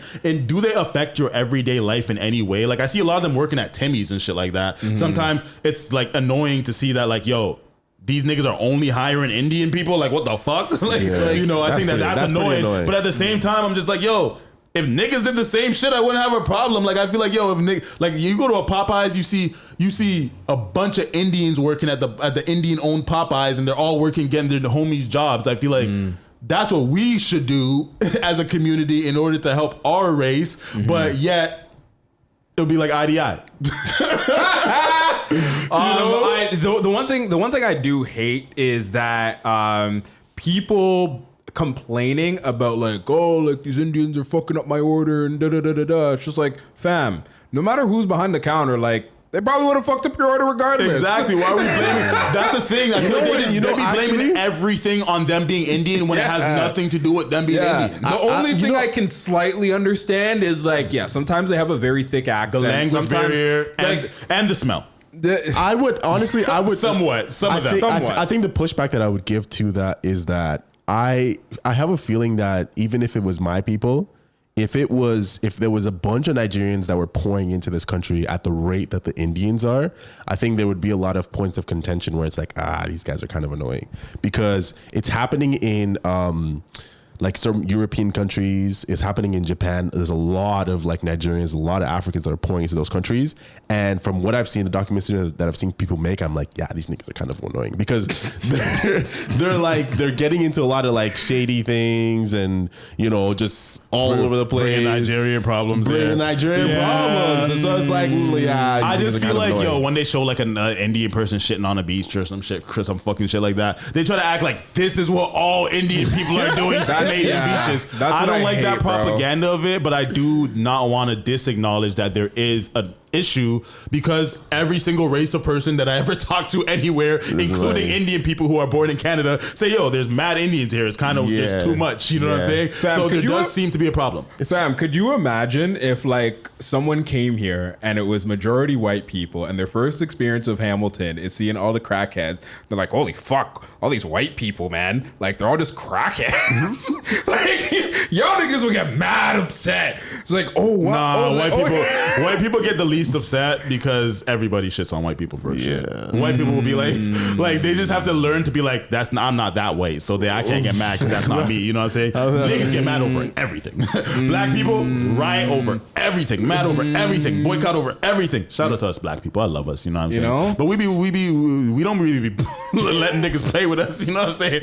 We're ready to protest. But furthermore, is there any more comments we want to make on Indians in Canada and whether that is I guess just like the final thoughts would be, I think most people, again, me personally, I think most people just have an issue with how many and how fast people of a different culture are getting pulled into the community, because that's what kind of creates like that's a culture shock. Bro, I'm not gonna lie, even doing Uber Eats, bro, there's mad Indian restaurants that I didn't even know. Like, yo, there's so much Indian restaurants. Yeah. So it's like, shit. But I can't be mad at them for that. Like, how can I get mad at them for creating restaurants of their own food that they enjoy? It's just it's just a culture shock. You know, It's just that, like, I see what everybody's talking about because it's so much and it seems to be overwhelming. But then when I compartmentalize it and I even put myself in the Indian people's position, it's like I can't really be mad. And then when I'm just like, yo, they don't affect my everyday life in a negative way, so I can't really be mad. Some niggas just be like, my Timmy's is cold. Fuck all the Indians. You know what I'm saying? Like, some people really be like that. You know what I was just thinking? Because I do feel like there was, maybe my memory is weird about it, but I feel like there was a point in time where like we did have a big kind of like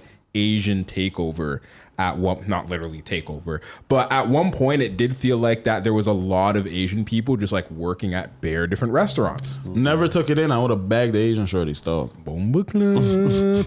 But yeah, I guess what I'm trying to say with that is like we never really gave the same type of flack that the Indians are getting, but I guess I think it was honestly it wasn't definitely as was drastic. I don't think it was that. But that we do drastic. have to acknowledge that the Asian culture, Asians are very like they stick together and they'll create their own communities that don't really affect outside communities. You know what I'm saying? There'll be a whole apartment buildings full of Asians and shit like that. You won't even know they're there. You know what I'm saying? Indian people are kind of like, because of their cultural differences, I really think the culture being so prevalent is what makes people uncomfortable because it feels like it's drifting away from what Canadian culture is because there's so much of Indian culture. But at the same time, if like I said, if it was Jamaican people, I wouldn't be mad. You know what I'm saying? So, but I definitely think that the issue, as long as more aren't just like pouring in a non like restrained manner, I think given like a generation or two, a lot of those problems will kind of go away because they're gonna acclimate. They're all gonna acclimate. It's just a fresh, you know what I mean? When you talk to your Uber driver and it's like, so when did you come to Canada?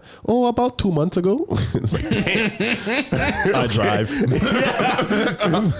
They got the car like as soon as they land, you know, and you've been here for a long time, you don't got a car. Damn. Instead of, should I talk about the scientist one first or should we go to defensive player of the year? We got another defensive. Same guy. Nigga. Let's go to defensive player of the year first. Ooh, okay. So for those who aren't aware of what this is about, there was a man who was getting jumped, correct? He was getting jumped. He was getting jumped. The man was getting jumped, and while the man was getting jumped, the man took the strap off one of the mans that was jumping him and shot the nigga that was jumping him. Damn. So that's why he's winning defensive player of the year, because the man defended himself by shooting a nigga with the other nigga's gun. So one of the people who got shot, or two of the people who got shot, were NBA YoungBoys affiliates, NBA Ben 10 and some other nigga's name who's probably not as important because nobody seems to be saying his name, and he lost a finger. So it's like, damn. So All-Star JR, the Detroit rapper, it says, so after he shot these guys, we assumed that this nigga was talked to the police and that he was cleared of his charges because it was self-defense. Yeah. And that's why we're calling him Defense Player of the Year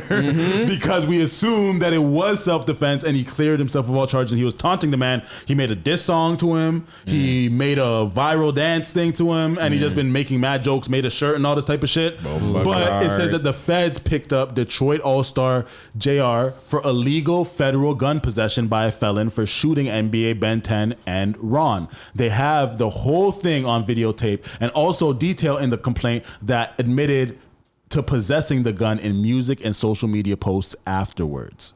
So, Damn. All-Star JR have been picked up by the feds. damn, he got picked up. He was on his way to a Vlad TV interview and got picked up by the feds. So a lot of information, because of the federal documents that dropped, a lot of information has came out.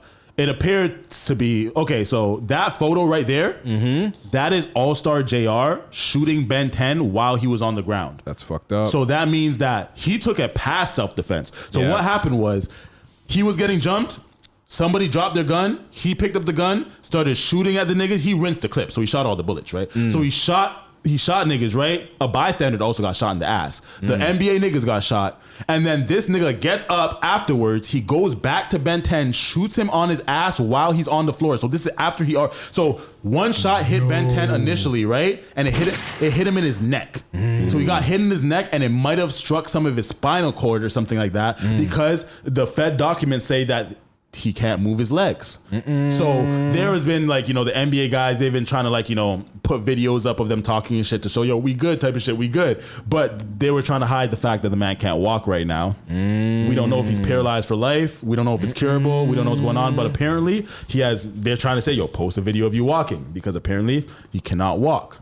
So he got shot in his neck first, and we assume that that's what did that. Then he got shot in his. Do you see the man shot at him while he was on the ground? So that is not self-defense. That's like if somebody's running away and you shoot at their back. That's the same type of shit. So that's probably part of the reason why he's getting picked up by the feds. And he spit on him and gun bucked him.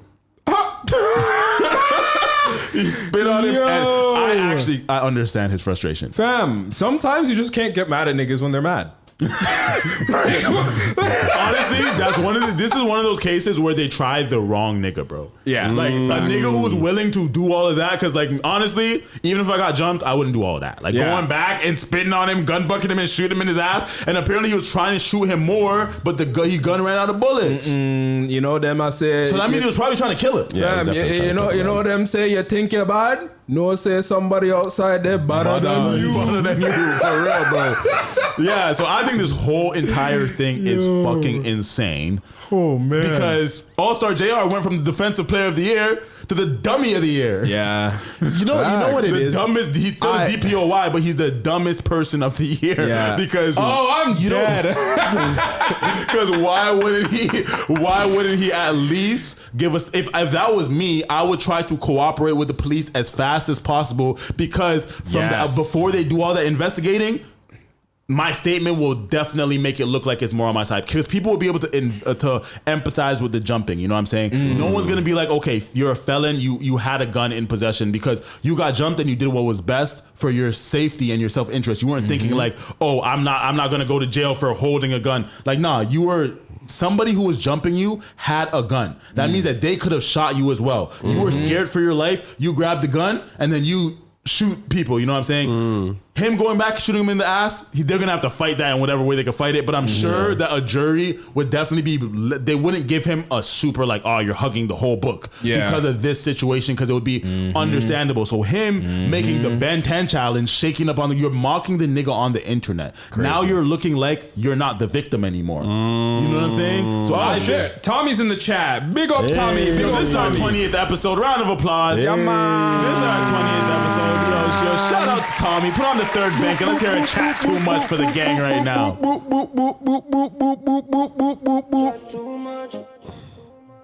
Is that the loudest it is? Hey. Okay. Shout out Tommy. But yeah, I was gonna say that the way that I feel about it is that there should be some kind of leniency in terms of if you let your rage take over, especially when you've been in life or death. Yeah, in life or death situation, because I can't imagine that if someone did me like that at that point I probably I wouldn't be seeing red.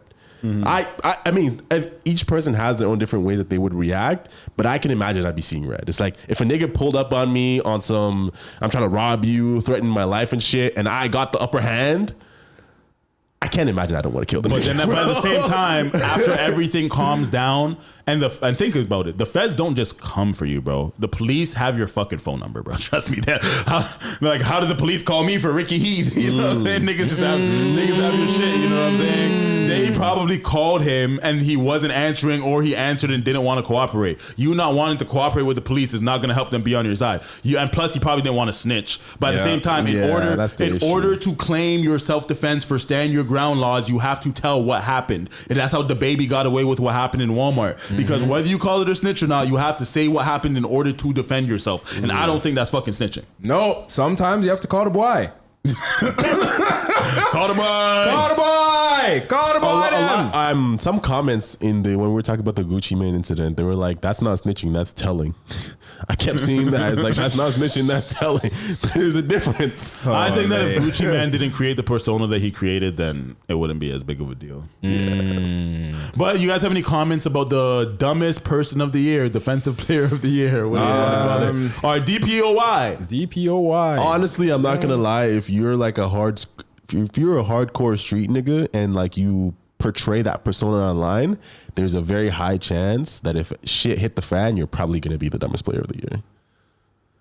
I don't know. I feel like there's smarter. He could have literally just stayed at the scene. I just imagine that like people who feed off like the portrayal of, I'm a street nigga. When it comes time to prove the fact that they're street niggas, they always make the dumb decisions. But every street nigga that I've seen get into a situation where they had to claim self-defense in a shooting, stayed at the scene and cooperated, talked to the cop. Gucci had to kill a man who broke into his house. Niggas got to stay at the scene and talk to the police so you get self-defense. You know what I'm saying? Like you have to do it because at the end of the day, even if you are what are you snitching on them for? Jumping you? Versus you shooting them and paralyzing them and taking off a nigga's finger, you really won. So if you're like, what? They like, it is what it is, bro. Like you ever heard that Soulja Boy story? Shot the niggas. Took off his mask. He said took off his mask. I said, damn. Pow. Yo. That shit was so funny, bro. You see the niggas who he was talking about in that interview actually did an interview responding to him. They went on Vlad after he did that, and he's just like, "Yeah, the nigga shot me, but I slapped him." He didn't tell him I slapped the shit out of him first. Yeah, that nigga shot me. Niggas acting like, "Oh, I slapped you." Like niggas think that like, yo, cause you slapped him and he shot you, that you won cause you slapped him. No, nigga, you got lost, shot. Bro. You got shot. Oh my a slap God. Is not equivalent to a shot, bro. You caught a bullet, nigga. Yeah. But there's L's in the chat. I honestly don't understand how someone gets shot and that's not like a life-changing experience. Or just like, you know what? I'm gonna give my life to Christ. Like, you know what I mean? It's like I'm gonna change my life. I'm not gonna be with that street man shit. But no, we're not doing Paul Pierce next. We're not doing Paul Pierce yet. Okay, my bad. We're getting on the last serious topic. The scientists. Yeah. Ooh. This one I think is really interesting. I think AO's gonna like this one. Okay. You have two. Are they? It's the same video. Are these the both? Yes. Yeah. Okay. He's got a big nutty forehead. Look upon him. Rest in peace. Rest in peace. Oh, you're fucking rude, bro. Like Rooks is rude, fam. Hey, I thought we agreed that everything has to have at least one joke. Wait, what the fuck we say that? But wait. You have a big forehead. Yeah, so I can say that. Hey, fat niggas. Come on now. Come on now. So I could call people fat. I could fat shame because I'm fat. Yeah, a lot of times. You never.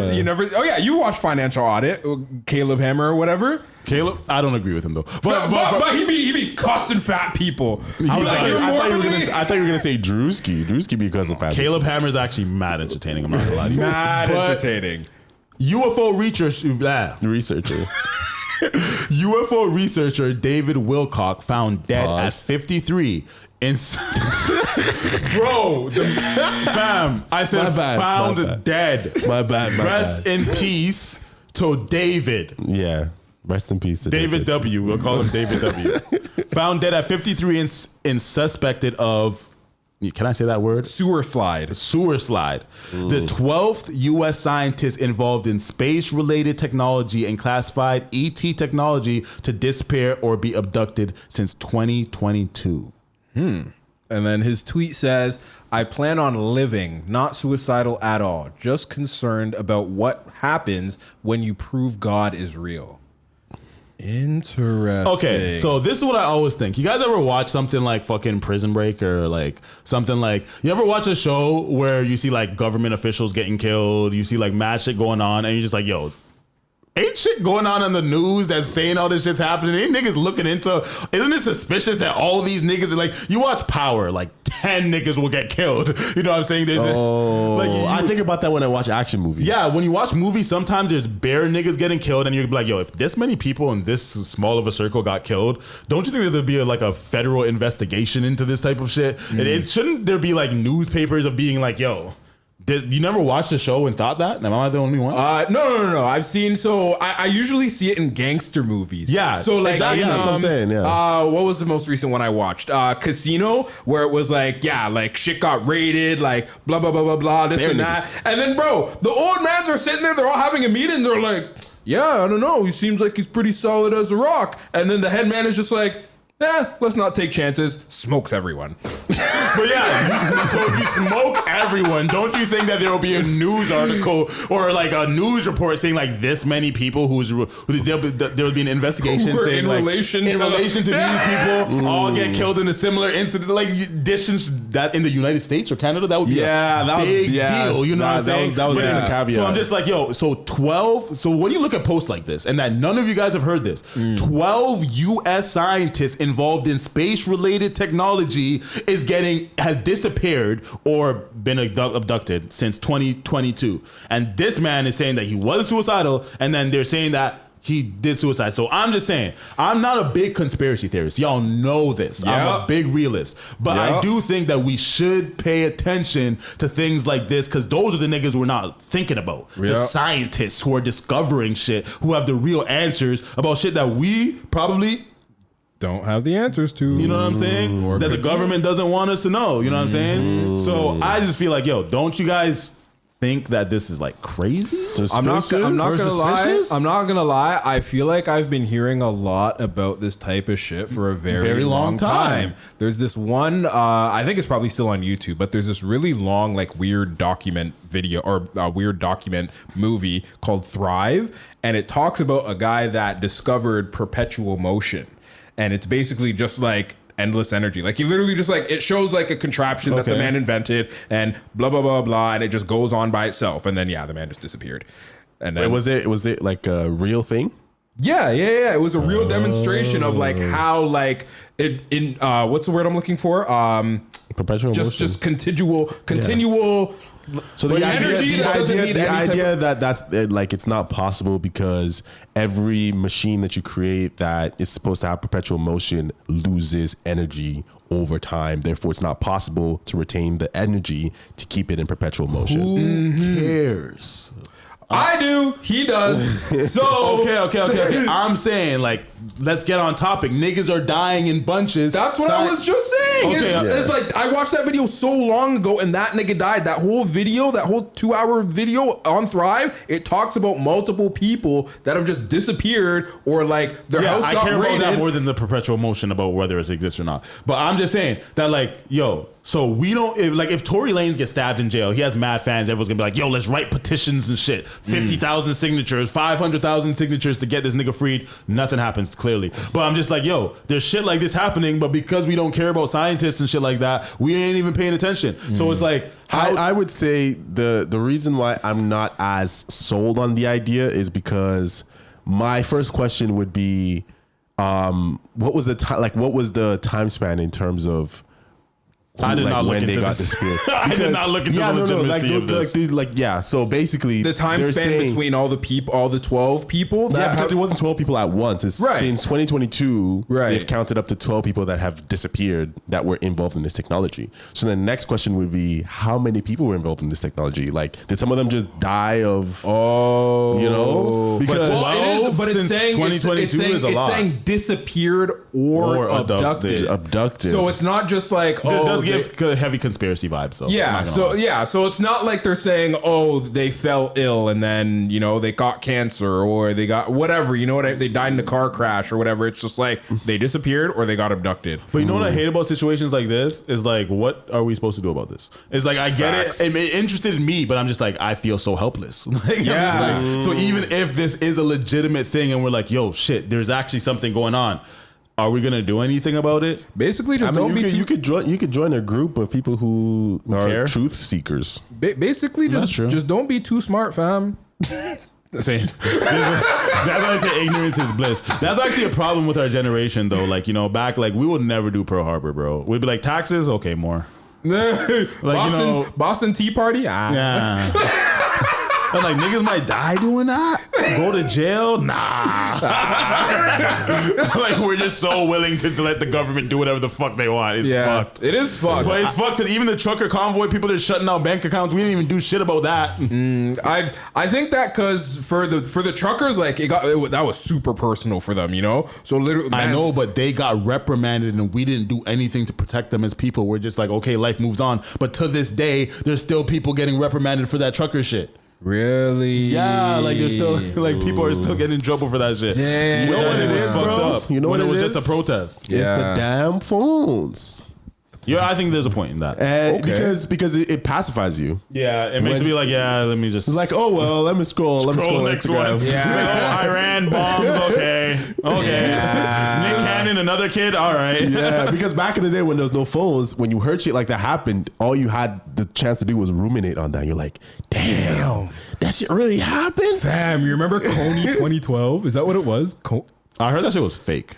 100% fake, but like, bro, That was a big deal, though. it was a huge deal, bro. I thought niggas were gonna be talking about it on the morning announcements. Like, I thought that shit was so real. But it's like, again, it just came back to the fact of like our sensitiveness to what we would see on the internet, and like, sorry, and how much of it can be proved, and like whatever. Man coughed right into the mic. Sorry, Hey, he's the only one that uses the mic. It's fine.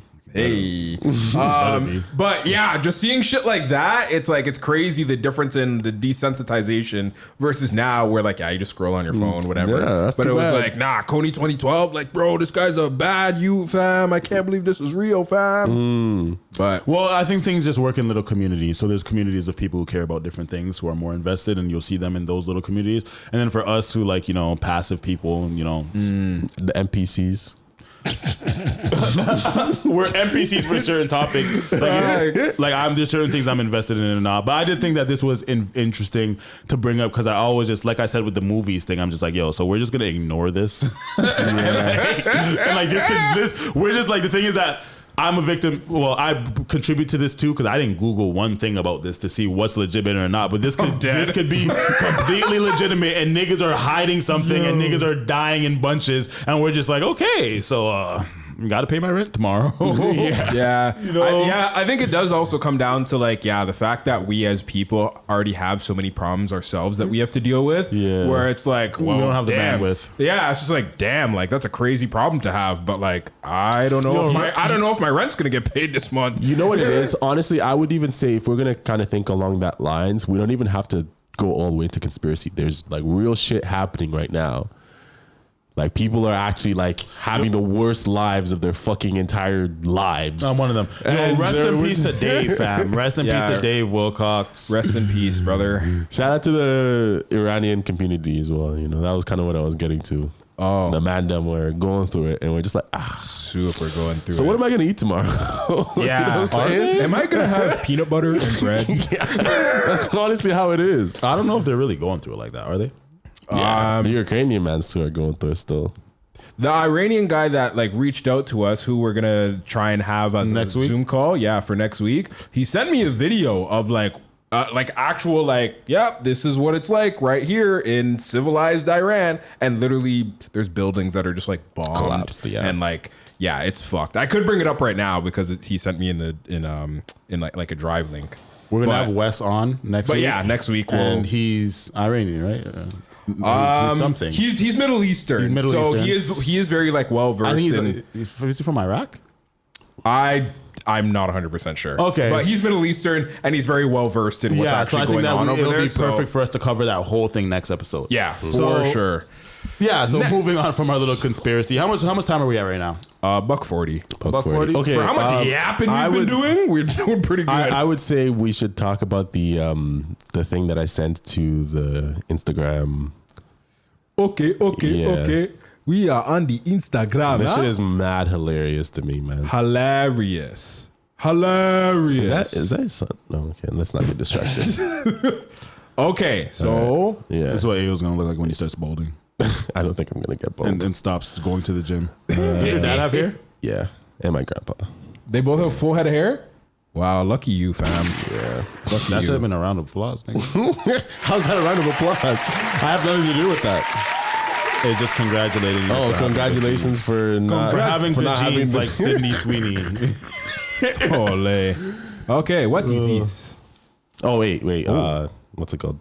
Oh, mute. Unmute it. Yeah. Bottom right. Bottom right. Okay. It's a different thing every time. Tweet going around the past couple of days on Twitter, and it's of a Japanese person talking about black people. And I just wanted to read you a couple of the tweets from that thread. So the original tweet starts off like this. The number of encounters with black people in my neighborhood is steadily increasing. Their skeletal structure and the way their muscles are built are on a completely different level from Japanese people. I'm slim, so if I got pinned down, it'd be over in seconds. I never imagined that violence from a foreigner would climb the ranks in my predictions for my own cause of death. I couldn't have pictured that even a few years ago. Things change when you least expect them to, huh? And one of the people that replied to that, I get it. Even in my neighborhood and on the train, the number of black people has definitely increased. And above all, their builds are just so different. The moment I see them, I think, no matter how you slice it, Japanese people can't compete with that.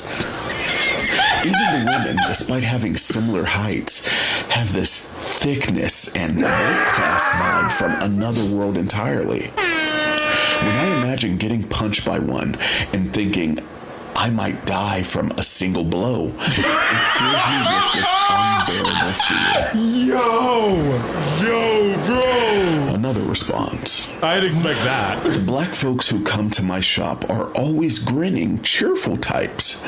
They hang out at the nearby family restaurant, but they're still scary. Yo, bro. I think one of my favorite comments from that thread was something along the lines of, like, these niggas talking about us like we're Viltrumites. Who the fuck's a Viltrumite? Oh, it's That like is it's wild. It's basically like a race of superhumans. Yo. I respect it. I do respect it still. Is that it? Is there more? I think that's it. But like, there's a whole like Twitter like bear of them were actually saying that shit about black people, and it's like niggas were just sitting there ruminating. It's like, Do you guys have any strong thoughts on this?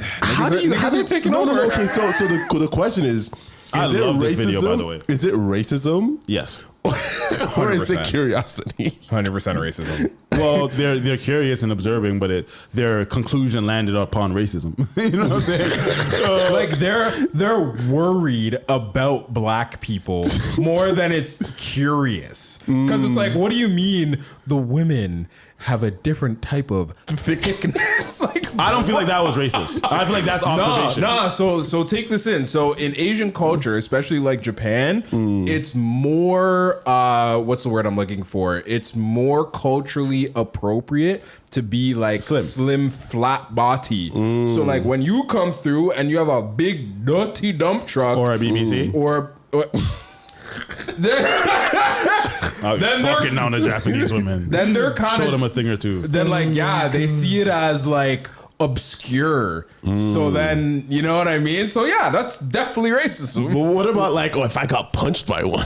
Yeah, like That's racist. why are you assuming that we're just like, fam, don't y'all know taekwondo and all them type of thing, man? Y'all niggas don't be doing tai chi in the morning and thing. Like, and you're worried Fam, they you're watched worried about- Karate Kid. Yo, Jaden Smith was a little youth, fam. He wasn't even big. You know what I'm saying? Those Chinese youths were jumping him. They were fucking him up. Can I touch your hair? Like, they was fucking up Jaden Smith in that movie. But here's my take on this.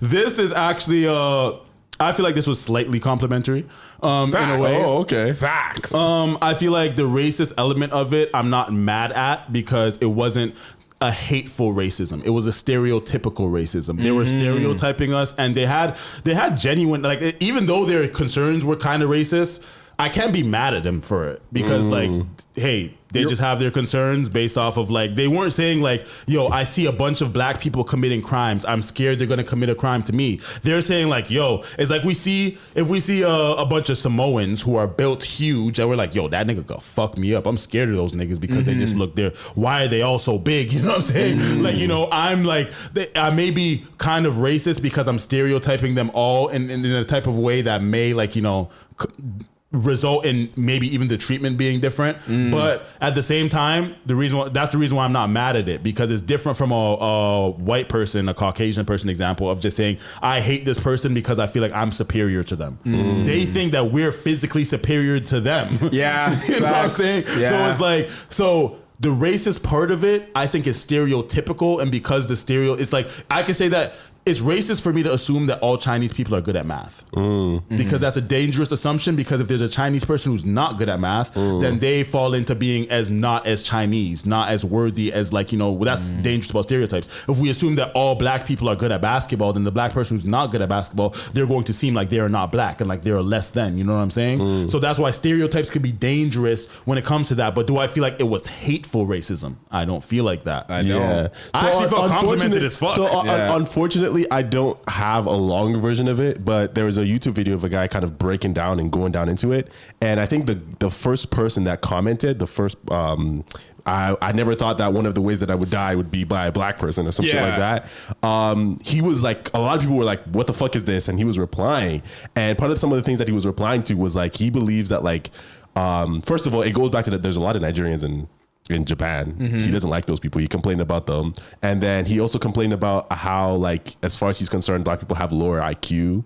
There's a lot of this person was actually racist. That's racist, but the comments were just like, oh, I've been seeing a lot more black people in my neighborhood recently. And We're hated online, bro. The racist comments I see online towards black people, sometimes I'm actually like I don't have the bandwidth to get actually emotionally affected, but sometimes I'm just like, wow, they hate us. Like I'm just like, racism is alive and well when you look at some fucking comments. Like I seen there's this thing that was going kind of not viral, but Hamilton viral, I guess. There was a mugshot of an 18-year-old kid who he basically his picture was being shared because he got away from police. You know, he evaded the police or whatever. And he escaped custody, you know, but it was for shoplifting. You know what I'm saying? But when you look at the comments, it's all like, it was a Middle Eastern guy. You look at the comment, it's all saying like, deport him, and all these type. And I find that type of thing racist when we live in a place like Canada, a melting pot. He could be Canadian. You know what I'm saying? Facts. So this whole deport him shit because of his nationality, to me, is racist, you know? So everyone's saying deport him, but I'm just like, yo fam, y'all niggas are acting like he is David. Yeah, I should have put that in the itinerary. How did I forget that? But didn't do it last week. Didn't do it this week. Fucked. But neither did any of us. So I didn't know. Mad. I didn't know racism was so bad until I stepped on Twitter, bro. And it's honestly Instagram comments too, fam. But usual suspects. That one kills me. That one kills me. I'm not gonna lie. Bro. That one makes me laugh, especially when it's a black person. Or when people say black fatigue. I'm like, bro, black people be saying that though. Yeah, some black people, but a lot of black people, black fatigue, a lot of things is in that trend is in the black community where they're saying that we're normal niggas and we're tired of the other niggas fucking it up for us. I feel like you got black fatigue for sure. I feel like all Nigerians have black fatigue. Not necessarily. I just think, so honestly, I think as time goes on, I become a lot more nuanced in terms of how I feel about like issues like that, because I just look at it as like you, not necessarily you people. I just see individual. It as you know what I mean? It's the same thing with like the men and versus women thing. It's like I got kind of black fatigue a little bit. Yeah. In what sense do you have black fatigue? Some nigga shit is just annoying as fuck. Niggas will nig. Yeah. But I feel like you're probably the last person that I thought would say something like that, because I would imagine that you'd be like, well, technically it's more so because of the environment. And I don't care why. I came from a lot of the same environments of a lot of these niggas and they're stupid. We use the environment as excuse way too much, and a lot of other races who come from different environments don't do the same thing. That's not an excuse when you get to a certain grown age. Maybe in your adolescence when you made some mistakes, you could use it as an excuse. But as a grown ass man, a lot of nigga shit is dumb. You know what I'm saying? But my point is like it's not nigga shit. It's just like I'm a dumb person who grew up in this environment. If it was white people, they'd also be doing nigga shit. No, because that's exactly what I don't like. You are acting like people from this environment that I also grew up in. You're trying to call me dumb because I grew up in here now. No, that's not what I'm saying. I'm just saying it's not nigger shit. It's just why the hard ER? But I'm stereo. The thing is that you haven't watched Chris Rock stand up. Black people versus niggas. I'm saying that we are black people. You know what I'm saying? The niggas like All-Star JR and NBA Ben 10, those are niggas. You know what I'm saying? Can white people they are be niggas? not us. Can white people be niggas? Yes. Okay. So that's the nigga shit. You know, there's a difference between niggas and like, you know, that's so I guess I don't have black fatigue. I have nigga fatigue. You know what I'm saying? I don't like that nigga shit. You know what I'm saying? Especially when it's overwhelming, where it's like, yo, this shit needs to stop. Yeah. But I saw a video of a white guy calling a black guy. A white guy calling a black guy a white guy, and he was like, because he was saying the N-word and shit, but he was like, I would look at you as a white guy because I look at people who grew up in the suburbs as like white people. People who, I don't like that. That's why racist. I think it's racist. Why? That's bro. You're invalidating the man's blackness because of where he grew up. You can't do that. Yeah, But like, I guess in terms of, I didn't call like that white the person. nigga I didn't call them black. I called them a nigga because of their mentality. Yeah. You can't call somebody white. That's a color. You're assuming that's putting such a connotation of white people saying that, okay, all black people are niggas, and then you're saying that white people, positive connotation, you grew up in the suburbs, you had money. That's like not that's saying that like all white people, positive connotations. Most niggas or most black people seem to have negative connotations. So I don't like how you can't say that a white person that a black person is white because he grew up in the suburbs. He's just a black man in the suburbs. You know what I'm saying? I'm a suburban dude. Niggas I'm thought not it a was project Fresh Prince of baby Bel-Air. anymore, guys. Okay. I do want to get to the Paul Pierce thing. Paul Pierce. All right. Paul Pierce. Wagwan with Paul Pierce. Hey, you want to read that in a Nigerian accent? Okay, can you put it on the screen? Oh, yes. Bless you. Bless you. Blessings. Okay. A woman in California is demanding nearly 29,000 per month in child support from Paul Pierce after he admitted paternity to 2-month-old child per TMZ. Pierce is seeking joint custody while she's requesting sole custody, $100K in legal fees, and nearly $19K in pregnancy expenses. Damn. Holy. You're getting better still. Poor Paul Pierce, bro. Damn. Shouldn't be busting nuts. No. Let's actually read what's going on here, though. Okay. Shorty wants $29K a month from Paul Pierce for the baby. Seems reasonable, a lie? Huh? That's what the caption says. Oh. 29K a month for a 2-month-old child, right? Besides the whole child support laws thing, that's the whole thing. But it says Pierce is seeking joint custody while she's requesting sole custody. $100K in legal fees and nearly $19K in pregnancy expenses. You know what that tells me? That means that he wants to be a 50-50 parent and actually be in his kid's life with joint custody. But then she's saying, nah, nigga, just give me the money. I want all the custody. If I'm rich and I want to be a father and have that child 50% of the time and not pay you and have that child in my care, maybe because I'm more financially able to take care of the child better than you, you cannot then be just like, nah, I just want the child and all the money. This nigga's a retired player. He has all the time in the world to do whatever the fuck he wants. If he has a 2-month-old child that was unexpected with a girl that he wasn't planning to have a kid with, he should have the right to seek joint custody and not pay. 100%. And he should even be able to have the child living at his home because he has so many different resources to take care of the child.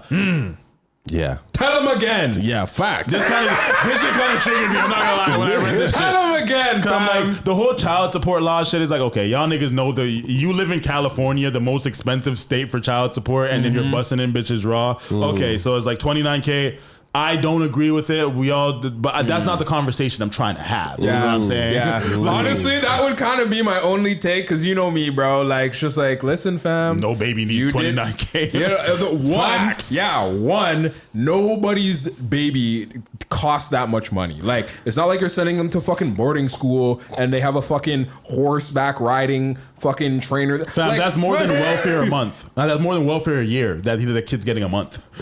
That's more than welfare a year. Yeah. Niggas on welfare is making a little bit over 20K, bro. Yeah. That's 29K a month. So there's that. But then at the same time, fam, I do always kind of put a little bit of flack on the guy that's busting in women that they don't actually want to be with because it's like, fam, you end up with shit like this. Yeah. I'm not gonna lie, women like this scare me. Fam. Like, cause it's like, fam, the man, she's seeking basically like, I think almost $500,000 a year. Bro, like how much is 30K times 12? 30K times. I'm not good at math. that's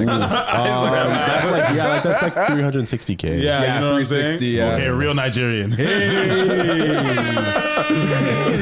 But yeah, 30K a month over 360K a year is madness, bro. Yeah. Like, you know what I'm saying? By the end of the day, you know what the fuck you was doing, nigga. It's Yeah, like for me, bro. like I never complain about paying child support. No, nigga, I don't pay as much as him, but I don't complain about it because, you know, I knew that's gonna be a thing once. But it's not even about the child support at this point. It's just like the fact that from the jump, 2 months old, she's already trying to play this game. Well, you kind of have to. You gotta get in early as soon as the kid's born. Yeah, if you know you're gonna be, because you know, bitches. This is a bitch's like, you know. This is their plan. Like this, Paul Pierce is extra rich. He was very successful as a basketball player. Yeah. So it's like, I think hit a women, lick, bro. Yeah, Yes, I really truly think that women hope that this happens. Yeah. They hope that a rich nigga busts a nut in them so that as soon as the baby comes, yup, give me my bread because I have your ute and you're probably not going to want to take care of him even though you claim that you want to. Bro. I still want that money. My question women is, do this all the time. My question is, do you think that women like this are conniving Jezebels, or do you think that niggas are just dumb? Both. It could only be both. It could only be both. You know what I'm saying? Bro. But at the same time, if I had millions upon millions of dollars like Paul Pierce, because he had a lot of great contracts and he was a Boston Celtics, like Paul Pierce was the guy. You know what I'm saying? So it's like, if I had millions of dollars, I'd probably see myself making similar bad decisions. I'm not gonna lie, Bro, that's what I think about that Unfortunately. all the time. I think about that all the time. If I did pursue a professional football career and like I did go through like, went to D1, like bro, as soon as I was at Georgia Tech, like I would have been out of hand. I would have been so out of hand, bro. the man's retired, living his best life, and he has like access to mad bitches. You know what I'm saying? Like I can understand me fucking up and accidentally getting one girl pregnant because he's probably fucking so many bitches. Fam, did you see that? I don't know if it was an interview or if it was like a live podcast or something. And he was sitting down with who was it? Who's the dark skinned nigga that he played with? Kevin Garnett. I think it was Kevin Garnett. And the man literally had an escort with him. And the man was live trying to tell homeboy. He was like, yeah, bro, I pay her to be my girlfriend for the day. I remember that. Take it in, bro. Paul Pierce got fired from ESPN because he was on live with a bunch of strippers on Instagram Live drinking and smoking weed and shit like that. But ESPN is owned by Disney and shit. So they've had to fire him because and he did that on his own time. But he's like, what the fuck? How I get fired from doing shit on my own time? You know? But he's a nigga. He's a nigga with money. He's not a violent nigga, but he's like, he has a nigga mentality type of shit. At least he's not a street nigga. Yeah, he's not a street nigga, but this is nigga shit, bro. Yeah, 100%. Damn. 100%. But I honestly, my biggest fear is like someone tricking me into believing a fantasy that they're the right one for me, and then I'm like, you know what? Maybe I'd want to have a baby with this person, and then That's why you got to find a wifey before you're rich. Yeah. So it's like Savannah James type shit, Steph Curry, you know. but what's like? I wonder what the ratio of those working out versus not working out, like a wifey before you're rich. Because you still have people like Jeff Bezos. I think it depends on y'all The if you Bill wanna Gates. cheat on the bitch. So the man's be like, yeah, I'm taking half that shit. I actually no, because Bill Gates got married to A secretary. to the woman that actually worked at his company. Yeah, and she helped him build it over time. And same with Jeff Bezos. Those women actually deserved it. Yeah, You know what I'm saying? They helped build the companies. They weren't just like yeah. They were Pussy. very, very like. and believe those niggas were cheating a lot from years. Oh. They were cheating. Yeah. Niggas like Elon Musk, bare kids. That's another thing He's a too. nigga. That's another thing too. It's like if you He is South African. if you're a broke man, right, and then you get with a woman and you're like, oh, this is the love of my life, but then you make it. Are you gonna be like, I missed out on a lot of shit? Like, wifey, just hold it down for a bit. Let me just, clear That's up out the to shit wifey. from my system. Or are you gonna be like, nah, opportunity's gone. That's up to wifey. She's down for the threesomes and we're bringing thirds in and we're having fun. You know what I'm saying? But if she's strict and she's not down for bringing anyone in ever, that I would feel the need to be loyal to the person who was. The thing is that like I don't feel like I could genuinely find love if I was rich and famous. You know what I'm saying? In the same way as someone who was with me when I was broke, it would be very hard for me to. Yeah. So you'd be like, I'd rather hold this down. I'd rather hold this down than actually get the shit out of my system that I wouldn't have been able to if I. Yeah. What about you? You made a face. You do the same thing? Hold it Yeah, down? no, 100%. Like I would much. I'm not prefer, a cheater like that. Yeah, I would much prefer. I would. It's much not about prefer- cheating. Just be like, yo, shorty, just like hold it down for me. Like, Well, what if she says no? If she says no, then you're cheating because you're disobeying her rules. Yeah. facts. Yeah. This is like ending the relationship over that would not be justified, eh? Well, it's justified because that's what you want to do. Remember, I said that you could break up with someone for any reason that you feel like you want to. You're always justified in breaking up with Yeah. someone. But yeah, I forgot about that conversation. That shit's So you, so but funny. you wouldn't. Oh, wait, you said that you wouldn't be able to find love, so you might as well just hold it down, right? I'm a loyal person, bro. Yeah. If you're with me when I'm broke and I get rich, I would feel, at least if we broke up, I would feel happy giving you half. Okay. You know, But then you'd be able to get it out of your system at that point. But that would just before feel that- so crazy. Me giving up my whole family and love because for pussy. That just feels so crazy to me. I think after like once you do get rich and or famous, I feel like now when you're finding love, you're basically hoping for luck. Because it's like if you really truly try and think about it hard in your brain, who are some successful couples that got together when they were both rich and famous and stayed together for a long time and like built a family and There's I think there's- some there's celebrities. actually a lot. Yeah, some celebrities There's a actually lot. did that. like, LeBron James and Stephen Curry. but weren't they together before they made it to the NBA? Oh, I thought that's what you meant. Yeah, no, I mean way. like after they got rich and famous. Cardi B and Wait, wait, Offset jokes. Wait. So right now, a couple that's going strong is Zendaya and Tom Holland. Yeah. they're going very, very strong. So think about that. So there's that, and then like there's obviously Gabrielle Rihanna. Union and Dwayne Wade. Yeah, and then like Rihanna, Rihanna A$AP and Rocky. A$AP I think there's a Rocky. lot of those ones too. I'm not gonna lie. So, but out of all of the rich and famous people that exist, We it's don't like know their life like that. That's actually true. Some of them just don't want to have their life public. We don't know. Yeah. They be hiding. This is Yeah, something that we that's literally fair. don't know in Yeah. order to. that's True, fair. true. I'm just putting in the perspective of like when I think of. Do you remember back in the day when niggas would combine like a celebrity couple's name, like Kimye, yeah. or Brangelina, Brad Pitt and Angelina I just think that Jolie? it's easier to think what you're thinking because the breakups stand out so much to us more than Yeah. the successful couples that we don't give a fuck that are standing strong. They're doing their thing together. Like, you know what I'm saying? Yeah. Technically, Yeah. Will and Jade is still together. I'm just honestly, because I'm just wondering like how many mans fold, because when you're that famous, the amount of cat that's just being thrown at you left, right, and center. But the famous people, I feel like they all live freaky ass lives where they be having sex parties and shit. I'm not gonna lie. I feel like they just live a different life than us, you know. But again, remember some of these guys used to be regular guys, but as soon as pussy just got thrown at them, they were like, "Hey, might as well just engage in the freaky ass." But I activities. honestly feel like a man like Steph Curry doesn't cheat. I feel like LeBron cheats a lot. I feel like Steph Curry actually doesn't cheat. Like he seems like a Christian man, like a real but that's like that feels like a one out of like. But you have to think about it. Some niggas aren't that sexual.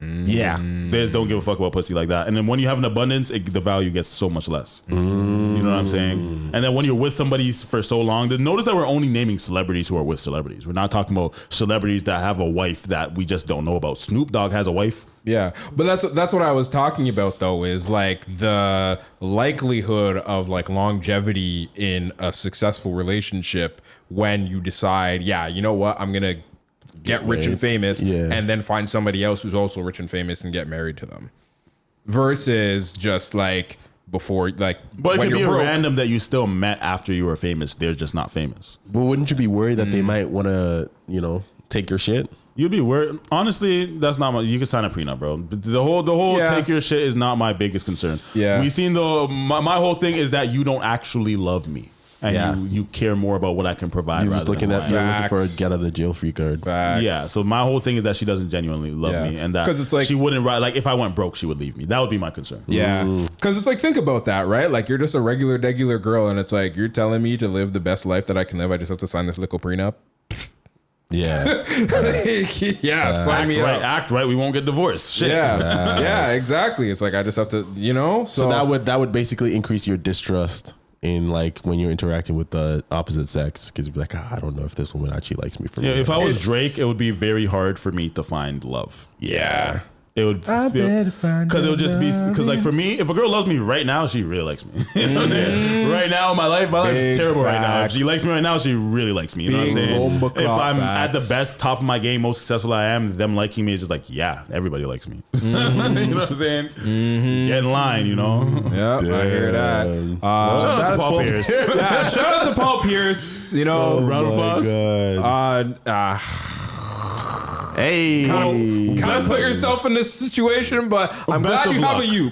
Best of luck. I hope your you is healthy and successful and as prolific as you are. What time are we at? How much time are we at? We're at 2:08. So I was gonna say, should we just stir up the?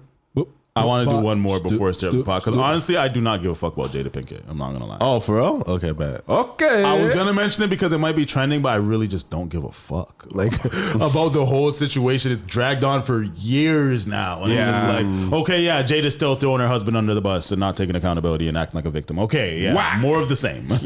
Wack. So this is something that I just found entertaining. Okay. This is the type of shit that I be watching, like No Jumper type shit. Two things that I Oh, I did not tell you to play. Holy. So that's it's like YouTube. I just thought that this might be entertaining for us to just live react to. Do you guys know who Wack 100 is? I'm gonna explain the situation so you guys know what's going on. Could you give me a rundown of what his background is in terms of why he has credibility? He's actually a manager. He managed the game, the rapper, the game. No, I don't know who that is. Oh my god, That's fucking crazy, bro. it makes sense for his age. It does, kind of. but and he's Nigerian. You know what I'm saying? He wasn't born here. Came here at what, 8? And I grew up in a church. Yeah, him not knowing the game. 50 Cent era. Think about it. What year were you born? Semi-understandable. 02, the game's prime was like in 05, 06. His prime started in like 05, 06. I probably know some of his songs. I just don't act. No. I was just gonna show him a picture of what he looks like. So like just super quick. The game. What the fuck? This guy? Yeah. So I don't know West too much Coast about. Paru. I know that. Wait, no. What is it? White Rose, Red Ceilings. I saw that recently. That shit made me laugh. That's so funny. laugh. The game's actually an amazing rapper with amazing albums. He's a legend, certified legend. I think he's one of the greatest rappers of all time, in my personal opinion. In terms of skill and like just quality of rap, like I just love the game. Yeah, but the Red Rose White. that was funny. But Wack 100, he was he's a blood who's known. He used to like roll with like Suge Knight and shit. You know what I'm saying? Okay. So he has credibility from not the death row days, but the post death row days. I'm pretty sure. And he managed the game. And in LA, there's just a bunch of politics within like notable figures. But he's now a media personality. Basically, the first time that we've seen him is he was managing the game, and Stitches, the guy with the tattoos on his face, like he has like a smiley face tattoo on his face, and he There's looks. a nigga cosplaying as the Joker and he's a rapper? He looks like literally like insane. Yeah. You know what I'm saying? It's part of his image. Stitches, rapper. I'm gonna show you right Put on the screen too, please. Yeah, I put on the screen because There's people probably don't know. There's literally a nigga either. cosplaying as the Joker and he's a rapper. And it's a white man too. Of course it's a white Yeah, man. come on. Go to the one all the way to the right. All the Top way right, to the top right. Holy. That's the one that I could say best describes Stitches, right? Yeah. Damn. So Stitches, he was beefing. He wanted to fight the game. The game's manager, Wack 100 at the time, knocked Stitches the fuck out on camera, and that's where we all knew Wack from. And he now just goes on. He then knocked out. He fought 2 white boys Okay. in a parking lot, and he knocked out both of them. So he was known for that. And now he just goes online, accuses everybody of snitching, and antagonizes every single rapper. And unless he likes you, so it's like he can make money with 6ix9ine. So 6ix9ine wasn't a snitch, or he is a snitch, but he's not mad at 6ix9ine. But if anybody else is a snitch, they're a bitch. And like he's very picky and choosy. I think he's super entertaining. He always goes Peru, yo Peru. He's always just angry and threatens to fight everybody, but he picks and chooses because the other gangsters who would want to fight him, he doesn't have the same energy. But then if it's like a civilian, he'll want to fight them or whatever. Okay. Yeah, Wack 100. Wait, I have to give the rundown about what this video is about, though. Okay. So the guy, the Mexican guy with the hat, his name is Moose Man. He wasn't supposed to be here, but he walked in here because he has beef with Wack. Wack beefs with a lot of people in the No Jumper building, but they have different days where they're there. But Moose Man is growing on the ranks, and Adam wants Moose Man because he's a good potter to potter with Wack and to drop beef, you know. But when Wack wasn't there, Moose Man made some comments about how he's not scared of Wack because he's short and fat. And then he also made some comments basically critiquing Wack's podcasting skills because Wack is beefing with so many different people in the building that they can't even have like unity together because of that. So Moose did have some valid critiques, but he also was disrespectful. But Wack is just like, nigga, I don't know you. I'm more successful than you. I bring the most views to this channel. So who the fuck are you to tell me anything, nigga? Don't talk to me because he has a strained history with Mexicans because of the gang wars in jail and the LA politics with gangs. And he's not taking kindly to the whole situation, right? So Moose Man, who's trying to put his foot in the podcasting game, wants to podcast with Wack. He interrupts the Adam and Wack show, and they kind of popped off, and Wack kind of went off at Moose Man. So can we play the audio now? Yes, we can. Or the video? So he's coming in respect. Fuck what you talking about. He's coming to show respect. I get that. I'm telling you right now, I'm not playing. I get that. I don't give this white boy don't run nothing with me, homie. I understand. You can get it too, because this shit he pulling, it ain't real. It's not worth your life. You got a mama and kids. You probably old enough to be my son, and you coming in there playing with some shit, homie. Well, what am I playing with? You coming in there playing with some shit. What am I playing with? Really it really ain't cool, I'm trying to sit homie. down and talk with you. You talking about I'm playing. I'm not playing. Listen, I'm bro. sitting here in front of you to talk with you. You are Mexican, bro. Yeah. And this demographic, I don't play, I don't cross lines with Mexicans because I understand how I go down here, homie. Yeah, but I'm not a gang member, so that has nothing to do with this conversation. Mexican. I know, but you sit with a white boy every week and give we don't have them issues where I'm from with white boys, homie. I know, but I have no issue with no bloods anywhere because I'm not a gang member. That. You still a Mexican. Especially from being from NorCal, you got no problems with nobody. This shit is a motherfucking gang. Wow, come on. Bitch ass nigga, you think this shit is a game, nigga? I'm not playing. I'm just trying to have a conversation. You getting mad? This shit is a game, nigga. Raising your voice at me. He's trying to do content with you. Why you gotta make it a violent thing, Pause. Hey, just like I said, I have to respect the way that Moose Man just like shuffled himself behind Adams. He stood up too. He was getting into his defensive pose. That's what he was doing because he had to stand up and like because he knows that you don't want to get swung on when you're sitting down. You know what I'm saying? So as soon as Wack stands up, you have to stand up and like before this happened, the nigga named Doughboy, he's saying just letting y'all know that if there's fighting going on, I'm not jumping in because I've been hit jumping in. So if y'all start fighting, I'm not jumping in. And then he said I'm not breaking it up. I'm not jumping in or nothing. And then Adam's like, don't worry, I'll make sure. Adam said that he'll make sure that Wack doesn't beat up Moose Man because Moose, he's a good podcaster, and Adam told Moose to come, which I'm pretty sure that's what happened. Adam told Moose to come. Wack is now, that's why he's like, this white boy don't run shit over here because he's like, nigga, why would you set this thing up knowing that I don't like this nigga just because you want me to pod with him when you know that I wouldn't want him here? Right. You know, so Wack is kind of just like, yo, she's. So yeah, but yeah, I just couldn't help but notice that like if you just go back like 10 seconds, because like watching people's like fight or flight reactions in the moment because they have to switch to a different camera because watch. What? Bitch ass nigga! You think this shit is a game, nigga? I'm not playing. I was just trying to have a conversation. You getting mad? This shit is a game, nigga. Raising your voice like you trying to do. Fuck all that. Why you gotta make it a violent thing, bro? Come on. Hey, just like I said, Adam, bro. No, bro, nigga. 911 on speed dial, man. Nigga, look, I ain't Wait, pause it. Did he just say 911 on speed dial? I heard that. Did he say nigga after? I don't know. Let's hear. Let's see. My bad. I was laughing. I just could not, bro. Just stay behind him. raising your voice like you trying to do. Fuck all that. Why you gotta make it a violent thing, bro? Come on. Hey, just like I said, Wack. No, bro, nigga. 911 on speed dial, man. Nigga, look, I ain't worried about none of that. Man, sit down, Nigga, bro. that's where we going. Whack, come on. Police shit out. That's out. The police shit out. We're live. Bitch ass up out of here, nigga. 911 on speed down. Come up in there playing. Nigga, I'm not to be I'm not playing. I sat down and tried to have a conversation. Mexicans like that, It don't matter, bro. I'm a special type of Mexican, I guess, because I'm a podcaster. 911 on speed dial. He's a fucking coward. He wants to have a conversation with you. You talking about threatening violence? What is the problem? Talking about, nigga. Watch out. Oh, cameras falling and shit. I got no. They got mad cameras. Get your bitch ass up out of here. Some police shit, bro. You don't want a podcast? Get You your can't handle bitch ass it. up out of here, homie. Get your bitch ass up out of here. But this is showing your character, Wack. This is showing your character. Hey, those homies outside. Hey, it ain't showing nobody character. You can't talk no gangster shit with a nigga that start talking about the police. Ain't nobody talking no gangster shit, Creep. I never was on no bitch ass shit. Hit him with the water bottle. I was never on no gangster Come on shit. outside. Hey, Moose. Come on outside. You think this shit is a motherfucking game? Come outside. Yo, we're gonna get to that setup one day. Wait, keep playing. Oh, keep playing? Oh, shit. Watch. This shit kills me, I'm not gonna lie. I never been on no gangster shit, man. Never been on no tough shit with Wack, man. That nigga got those jeans from the convenience store. Just actually try to have that kind of energy, bro. Come up in here for.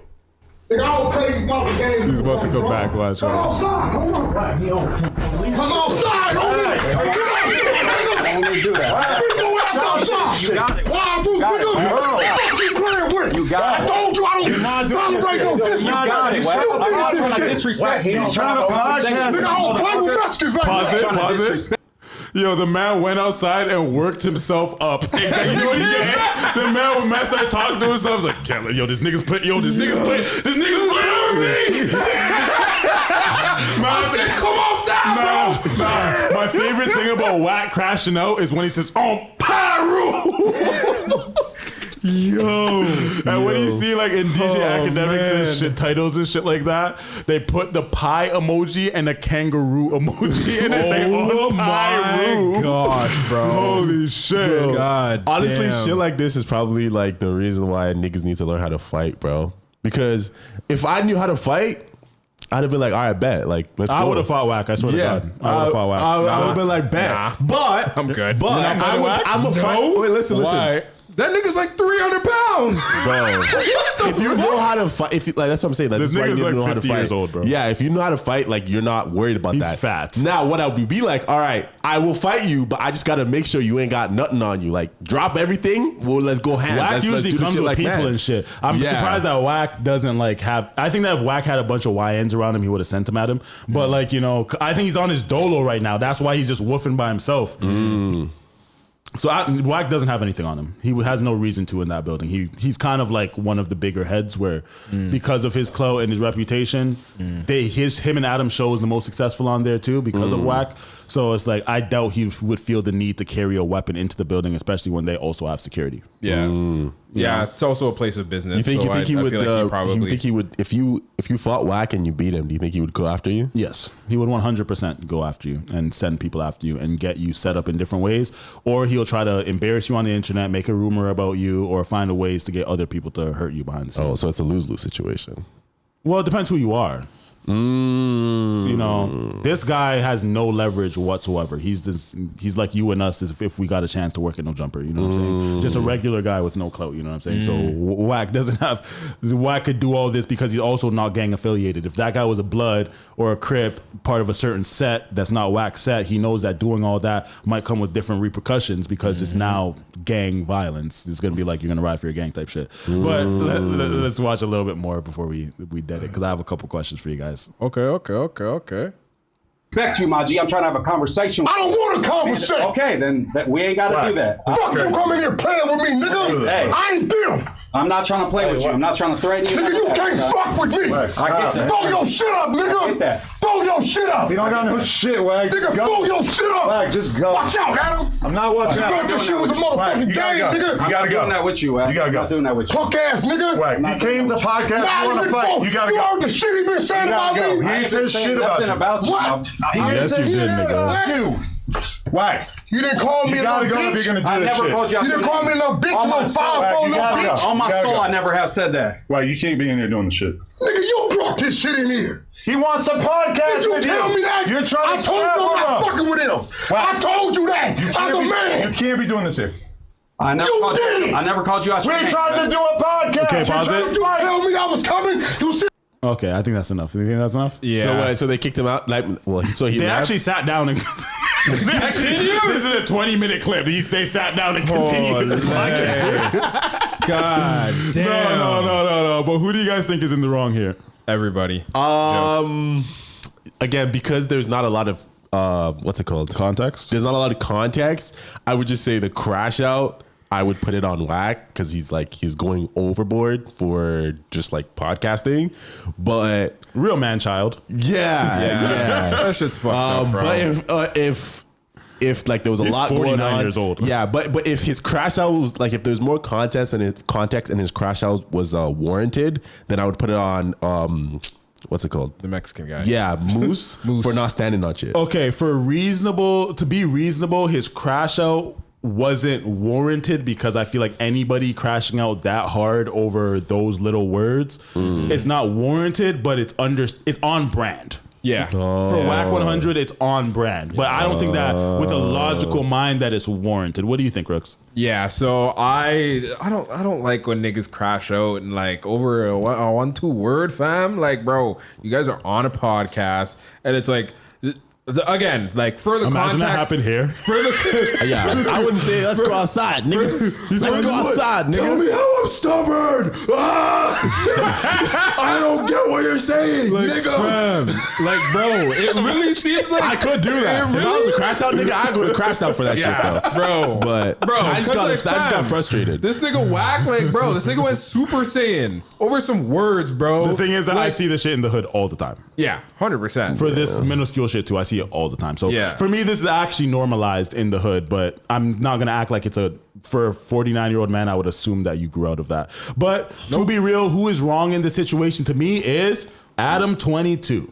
Oh, okay. You should have known better. You Facts. brought a nigga on here without consulting with your business partner first. You know how he is. We all know how Wack is. Yeah. And you triggered him by bringing this nigga here. Second of all, Moose Man is also wrong. First, yeah, you're right. Everybody's wrong. I think Adam's the most wrong for facilitating this. And I feel like the only thing he's right in doing is for getting in the middle of it and protecting Moose. Yeah. I think that he told Moose he was going to do that. And I think that Wack has a really good point when he says that you did this. You did this. You created this. None of this would be happening if Adam didn't make it happen. So Moose. So one of the Wait. Okay, let me finish your One thing that really did bother me was the 911 thing. I'm not gonna lie. Some shit Ayo would say. No. I think that if you're gonna go the 911 civilian route, bro, shut the fuck up, bro. Stop doing all this talking back that's antagonizing and escalating the situation. He's doing all this smart ass talking back shit. I'm just trying to have a conversation and you can't even podcast and da-da-da-da-da. The nigga is obviously irrational and mad at you. He's trying to use rationales, not gonna work, especially when you're being a smart ass, which comes off to someone like him as attitude. You know what I'm saying? So it's like I feel like the whole like, I'll call the police shit, but I'm still like talking shit behind Adam because Adam's gonna protect me and I do like the man said that stop talking to street shit. I don't think that he was talking street shit per se, but I do feel like he was kind of antagonizing the situation for sure. And where if you were really innocent, that you could have handled this better on your part if you really like, you know, was genuine about it. Yeah. Because if you're not trying to, sorry to cut you off, but yeah, if you're not trying to antagonize somebody, like you're usually saying a lot less. Yeah. A lot. He was doing less, a lot of talk back, mean? combative type shit. Yeah. Like I think that Wack does, like Wack's not lying. Moose was critiquing Wack. And then he was also talking shit about Wack by calling him short and fat and all this shit. And Wack is like, nigga, I don't know you. If you watch the rest of the clip, Wack actually loses his voice. And then he's saying like, nigga, I don't know you. And you're talking about me. And like my shit, they had a bet saying like, yo, whichever show brings in, like Wack said my show's the most successful. And Moose is like, no, the Tuesday show's more successful than yours. And he's like, Adam, bring up the numbers. And Adam's like, nah, Wack show's more successful type shit. But overall, there's a whole No Jumper universe where like, you know, people do reactions on these type of things, like where people are very just invested in the No Jumper universe because of the gang politics and everything. And this is one of those things where I do like Moose as a podcaster, but I don't like when people play the line between civilian and use it as a card, as a get away free with doing whatever I want card. Yeah. Because if you are a civilian, you have to adhere to civilian rules, which means that when there is gang members around, sometimes you might have to take the back seat or the bitch route for certain things. You know, you can't always, it is what it is. I would say stand up for yourself as a man, but you know what's going to come with that when you're messing with people who are from these environments and operate this way. You have to act accordingly. Don't just be like, I'm going to call the police. Well, if you're going to call the police, you shouldn't have been in that environment. You pulled up knowing what kind of nigga this is and knowing that they had a phone conversation. Wack said he was going to beat you up when he sees you. It's like, why are you antagonizing this? I have a different standpoint on that. Oh, I know you do. I would say that something that he might be trying to do is he might be trying to pull a Charleston White in the sense that hit me, nigga, I will sue you. Let's do it. You got clout, you got money. Say what? You can do that, but you are like, you have to say that if you do that, you are a bitch. Like you have to own that. Like I can't proudly do that and act like if I'm gonna do that, I'm gonna be like, okay, I'm a bitch. But like, you know, you have to understand doing that is a bitch move in my opinion. But to be honest, I mean, hey, by his body language and how he handled the situation, he was playing the bitch card. So I mean, might as well take call it. The boy. Call him. Get that money. Nah, but I just feel like he could have handled this a lot. For sure. I give him some fault in this. I don't feel like he's fault free. You know what I'm saying? I mean, You know, overall, the reason why I'm not giving Wack so much flack for this is because I expect this from Wack. Everything he did was wrong. Every single thing that Wack did was wrong, immature for his age group, and everything. It was completely wrong, invalid, crash out, not worth it, stupid as fuck, dumb. But knowing Wack, I'm not surprised, and I'm entertained as fuck. So one of the things that I keep asking myself, especially again growing up in my uncle's house, you know, is that are you at fault for not facilitating a crash out, or is the crash out at fault for not being acclimated to the environment? Because it's like, I know he's a crash out, therefore I should walk on eggshells around this person because he's gonna get set off, or is it on you to not be a crash out? So what I will say about that is you have to remember all these niggas are here for entertainment. And they know that they're doing entertainment. And they know crashing out is entertaining. Exactly. So technically this Moose nigga was playing the part of adding entertainment value by getting Wack to crash out. Because you can't say that like everything that he was saying, he didn't know that Wack wasn't going to crash out or get mad and he was just going to keep it fucking podcast civil. We're having a conversation. Like, no, nigga. You ever seen a nigga around, like a nigga with a gun or some shit, be like, yo, I'll slap anybody here or some shit? Yeah. Sometimes you just gotta shut up. Yeah. You just gotta shut up and let the angry nigga scream. You know what I'm saying? Yeah, when an irrational nigga willing to just, and you know that they could beat you up or you know they could hurt you, and they're just being irrational. Sometimes you just gotta shut the fuck up and sit there and then remove yourself when you feel comfortable to do so. And I know a lot of people think I'm a bitch for that, but at the end of the day, like I do think that's the right choice sometimes.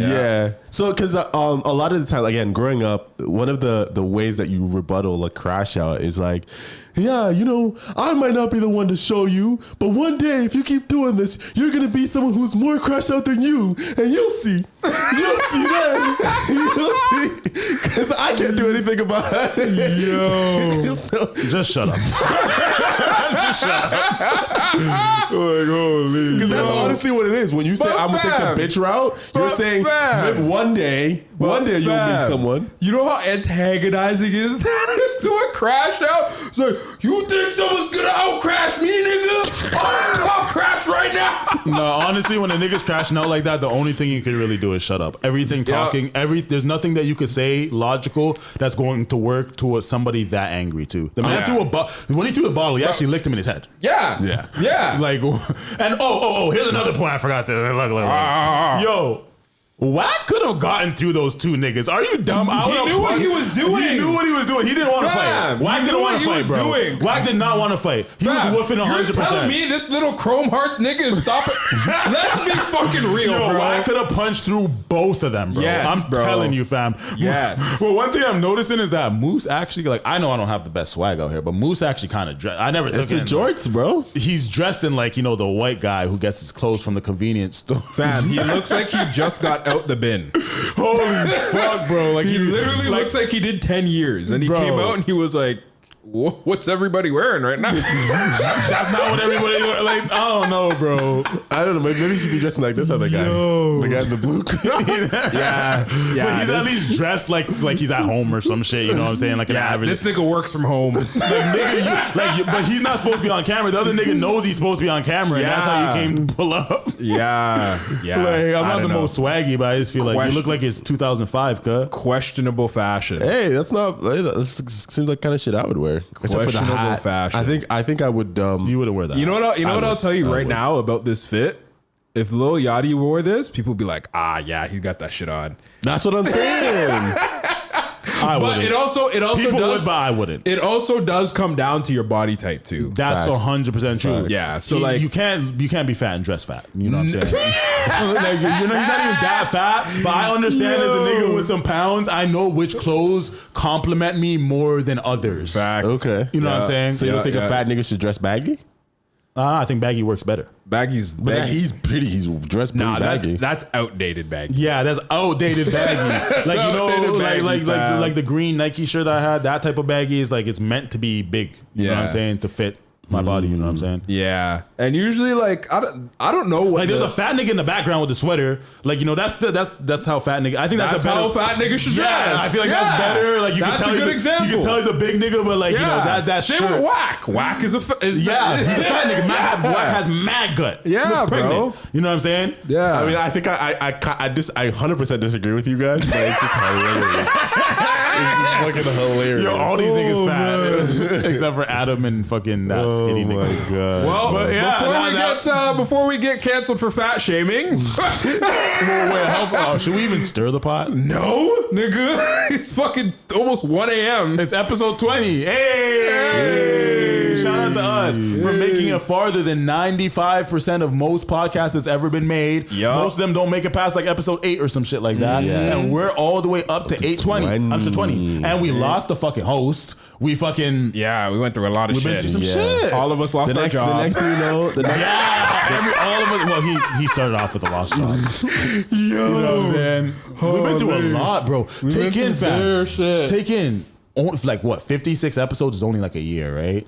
52 episodes. 52 episodes. 52 episodes only like a year, right? Mm-hmm. We're at 20 weeks plus the two capsule episodes, so 22 weeks of us doing plus this we did consistently. Plus we did we did like episodes. 3 different practice episodes too. Yeah. So we're like halfway. We've been doing this for half a year now. I looked on our YouTube, 250 something videos.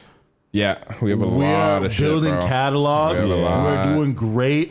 Everyone loved our last guest. Lots of females were commenting, I love her energy, have her on more. We'll bring her back, don't worry. You know, I think we also back. just need to have more females in general because that activated a different audience. Yeah, 100%. Because they can ask questions that have like genuine curiosity behind it. You know what I mean? And it's stuff that we wouldn't think of. But the reason why I love Danique is that she's not shy. No. You know what I'm saying? She's very quick and witty. You know what I'm saying? She's not shy to just get her point off, and that's what I like because it kept everything flowing. You know, if I feel like I have to pull everything out of you the whole time, it's more difficult. You know? Yeah. Fair. We'll have her back soon. We'll have her back soon, and we'll keep looking for other people. Yeah, Aaliyah said the thing with the girls. Sorry for cutting you off. Yeah, but the thing with the girls, they care a lot about how they look. Like that seems to be the number one thing. I need to get my hair done. I need to do this. I need to make sure. Like lots of girls, more than like we just come here and we show up and like we do. Try I'm in a fucking bonnet, bro. It's not that deep. I know, but girls, women are. The thing is that we also might underestimate how much people view our clips, even if they're not interacting with it. I don't feel like a lot of people view the full podcast, but I know a lot of people at least see our clips and they're aware of what we're doing. And when a girl is on there, they know that they're probably judging the girl too. So like, they think about how this shorty. Exactly. You know what I'm saying? Yeah. So I think that's the first thing that they're going to think is about how they're presented on camera and how they look. So that's what makes it difficult for girls. And then for guys, sometimes it's just like, you got to find a good guy. You can't just be a nigga. I think what I've basically the way that I vet when it comes to females is, yes, obviously I think about like the conversations that I have with them, but I also think about how they present themselves like when I see them at random times. You know what I'm saying? So it's like, if it's kind of like with Anik, I'm not gonna lie. With Anik, it's pretty rare that I don't see her with like her nails aren't done, or like her hair isn't done, or like something like that. You know what I mean? So she always has like herself put together. So that's why like. Wow, Rooks is saying that all you bitches who don't want to be on the podcast because you're not put together enough, he's calling you catfish. He's saying that you have to get put together because he said Anik every day she just got that shit on because she just carries herself like a woman who puts herself together responsibly. But he's saying that all you other hoes don't. You know what's crazy though, because the most time I see Anik was when I would be on the bus to work or coming from work. Oh, that was Anik? Yeah, so she also I don't know who Anik is. I know who Neek is. Oh my gosh, I'm so sorry. I'm so sorry. I gave out your govy. She's not getting to the 2-hour, 30-minute mark. We're probably not going to make a clip out of it either. So no, but yeah, like I said, yeah, it's just like, that's why I said like, when you see them at random is like, how are they presenting themselves? You know what I'm saying? So yeah, that's what I look for. And then obviously, the whole conversation thing and how you portray your stories and things like that. And yada, you know? Yeah. So we should probably say this at the beginning of the podcast so people know that we want people on there because nobody's getting it this far unless they are already a loyal person. I kind of like having to invite people. More than people being like, yo, I'd be a sick guest. No, I like. Yo, can I promote my rap song? Can I promote my rap? That was my cousin Lown. But shout out to Rex's cousin. Wait, was that your cousin? Was he the one that commented? Yeah. Oh. Shout out to Rex's cousin. I ignored it too, don't worry. But I'd rather get offers to see who's interested. So then, like the people who I don't want, I'm just not gonna have them on. You know, but I'd like to see who would actually be interested because I had two of my homegirls that grew up in the same hood as me. You know, Emerence and Caitlin. They wanted to hop on the pod. I'm just like, damn, we only got one mic. But I think it'll be dope. We could give them one mic to share. They take turns. You know what I'm saying? I think we should probably give them a sure. Because we can have it more gain and stuff. Yeah, this one you have to be closer you have to them. be like, But I've seen podcasts where there's one mic just being passed between two people. Yeah, I've seen it work. Yeah, you know, so I think that we could do that, or maybe one of us could pass it between each other. But nah. Yeah, it would either be that or one of us comes off camera. Like if it's good enough, like honestly, I would probably just hop off camera because you could still hear me laugh in the background. Okay. Yeah, it would be the same, but yeah. But yeah, so you could find us at everywhere. Chat2Much. Make sure that you follow us and share our shit and like us and all that kind of comments and da. Chat2Much podcast on all platforms. Snapchat, TikTok, Instagram. Don't yawn into the fucking mic, nigga. The mic Snapchat. is all the way down there. But I heard it in my headphones, fam. I'm sorry, I yawned and I moved the mic away like I tried. It's okay, brother. We forgive you. So make sure you follow us on Snapchat, on TikTok, on Instagram, on Facebook, on YouTube, and subscribe on Ting. And your mama bumble clot. Yeah. Yo, how are you gonna tell me about yawning to the mic when you fully coughed or sneezed right into the mic earlier? I was in the middle of talking. You weren't. Continue. Yeah, so you can catch our live stream at Twitch, on Kick, on Rumble, on Facebook, on Kick you YouTube. your bumble clot, then we'll go rumble another. And every Monday, you can find us on Apple Podcasts, on Spotify, on Audible, on Amazon Music to hear the audio only. This nigga's probably screaming in your ear right now. All platforms. What? Screaming in your ear? All platforms. Yeah. Okay, we're leaving now. All right, Bye. guys. Peace. Let me whisper in your ear.